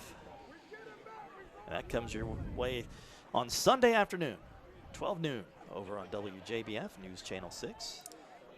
Well, even if Thomson loses, man, Sinkfield turned in a performance tonight. He really did.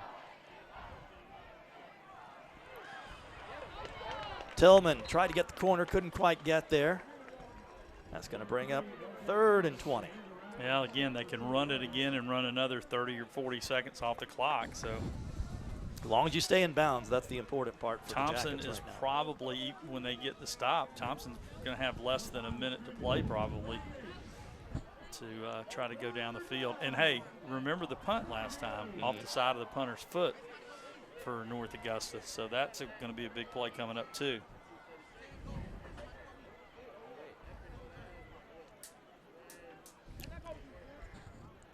So yeah, if our math is correct, as Davey said, it'll be under 60 seconds if and when Thomson gets the ball back. And Scott Skadden is telling us down the field, the officials let him know that a lot of the stoppages in the third quarter because the chains were actually breaking. You know, when they were having, remember when we we had that tight shot of the chain and they couldn't get it quite set on the right yard marker? Yeah. It did look like there was something weird going on with it. Well, officiating crew has done a good job keeping control of this game tonight. A lot of penalties, but I got to tell you, I didn't think we would be in a one-score game with a minute to play, No. a minute and a half to play. You felt like North Augusta's pretty much controlled this game, but the scoreboard doesn't say that right now. They are one big play away from us maybe having And an overtime OT. again. well, our goal, I mean, in all seriousness, when we pick the schedule every year for Game Night Live, our goal is to have a one-score game for every game, and we're unless something crazy happens here, we're 2 for 2. Yeah, Thomson, like I said, they showed a lot of heart because I looked at the body language on the defense early in the third quarter, and I was thinking, they're about to give up here, and they didn't. Credit to Coach Youngblood and his staff. That timeout he called where he didn't yell, you know, whatever he did worked because they have played great since. They might have dug themselves just a little too big of a hole. We're about to find out. I mean, there ain't a whole lot of 25-point comebacks in any level of football. I'm not saying a word. A little bit of a needle there. No, and I didn't even mean it. Not saying a I word. did not even mean it. I forgot. What are the odds that it was 25? Oh, my God. This conversation is over. Sorry, John. I'm sorry to a lot of people. Y'all can get revenge on me week 1, the Falcons and the Steelers. And I'm scared to death of that game, by the way. So here's the last chance for the Bulldogs to get the ball Yeah. back. And we're inside the final minute. Yeah. Like I said, they're way below a minute to go here when they get the ball back. Just going to take a delay of game here, I guess is what they're going to do. So it looks like fourth down. They're just running the clock. So it's that's another one that's like, I mean, stops with 39 seconds. Just give me an extra second, take the 5 yards. Yeah. Yeah, I agree with you. I wouldn't have even called the timeout unless you want to, on this play, it's, I don't know what you would, I would have just let it run and call the penalty. Next week we will be on Blue Ridge Drive in Evans, Lakeside High School. We're South Aiken at Lakeside. It'll be the second straight week we've had a border battle here. And it's also, and we got a lot of those this year, by the way. Yeah. But it's also, you get to see the guy that I think the best player in the area, in Javon Edwards, who's had himself a night tonight. Monster game tonight against Silver Bluff. You'll want to tune in to Football Friday night for that. But also Ty Jones and B.J. Grissom and Lakeside, Jack Thaxton, they've got a good squad. This should be a good one next week. Yeah. Can we engineer a Jones Edwards race here? Yeah. Yeah, I tell you that. Jones, I know him really well because he started at Greenbrier, and he's been a 4-year starter in basketball. And I just remember him being like the field general in basketball. And now he's getting a chance to do that in football, playing quarterback this year. And he had 175 yards rushing and was 5 for 8 passing in the win over Grovetown last week. And Lakeside's off this week, so they were able to go and scout South Aiken at Silver Bluff and rest a little bit going into this one.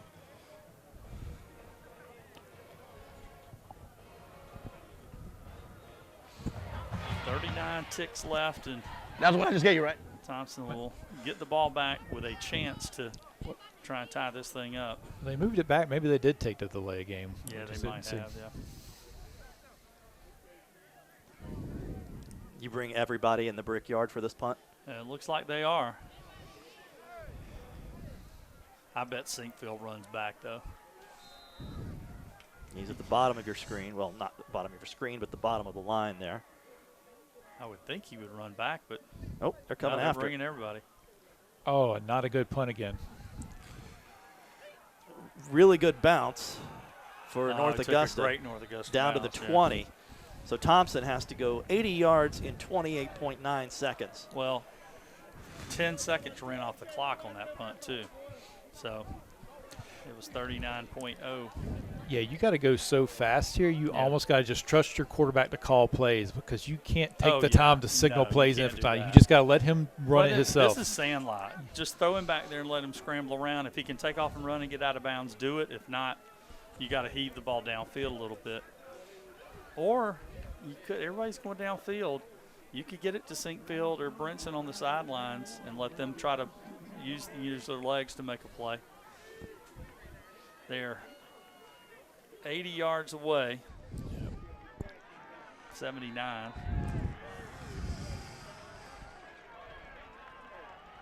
Jones calling the signals here. Jones trying to pull off a miracle for the Bulldogs.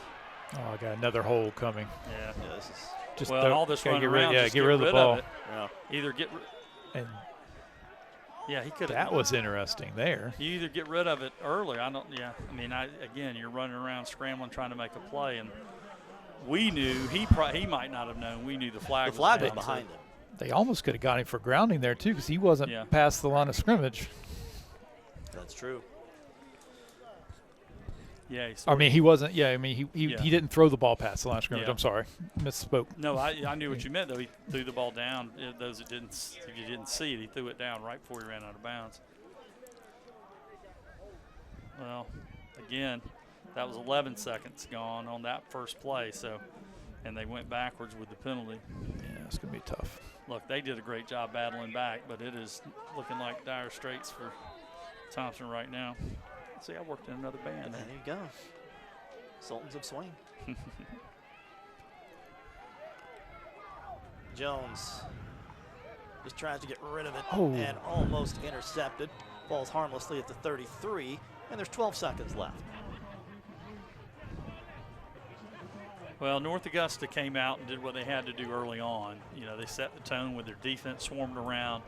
That allowed their offense to have a little time to, after, their first game had some jitters. They came in and, boy, the second quarter, they were lights out offensively and, took control of the football game, did what they had to do to get that 25-0 lead, and they needed all of it. I mean, they needed all those scores for sure.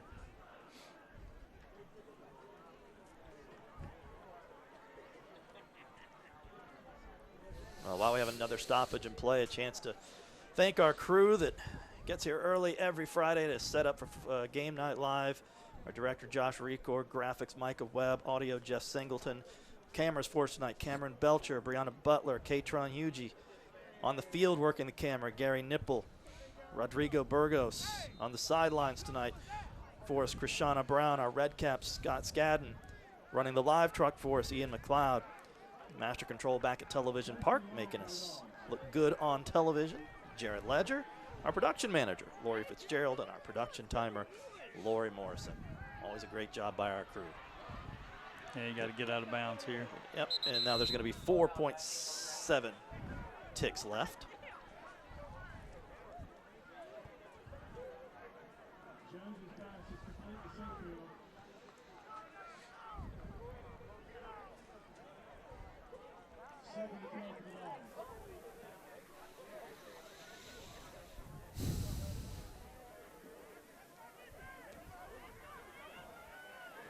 So here it goes, final play in all likelihood. And they need a miracle. confusion. North Augusta's got way too many guys on the field. Yeah. Well, they ran a player off, then they tried to run a player on at the very end. It was really strange. I don't know what exactly happened. They were not happy with something going on with one of their players, number 47, Connor Spivey. And he came out, and then they ran on the field, number 14, Riley Howell. Well, it's good we had another stoppage in play because it also reminds me that Thaddeus Borum was working replay for us tonight. And we've had a lot of calls that came down to replay where we had the angle that the officials did not. And did you mention Scott Skadden, the Red Hat? I did mention Scott Making Skadden, sure. but we can never mention Skadden. Got to make sure, enough. man. He actually fed us some good info tonight. He We did. appreciate that. And of course, Taylor Newton working the sidelines. You'll see her again in the post-game show. And that's going to do it. Pick, ball game, Zeddy Tillman. North Augusta comes into the Brickyard and leaves a win of 25-18. And now make sure they get the players off the field who've got some extracurricular activity. Well, great job by the Thomson coaches running out on the field to keep their players on the sidelines. Really good job there.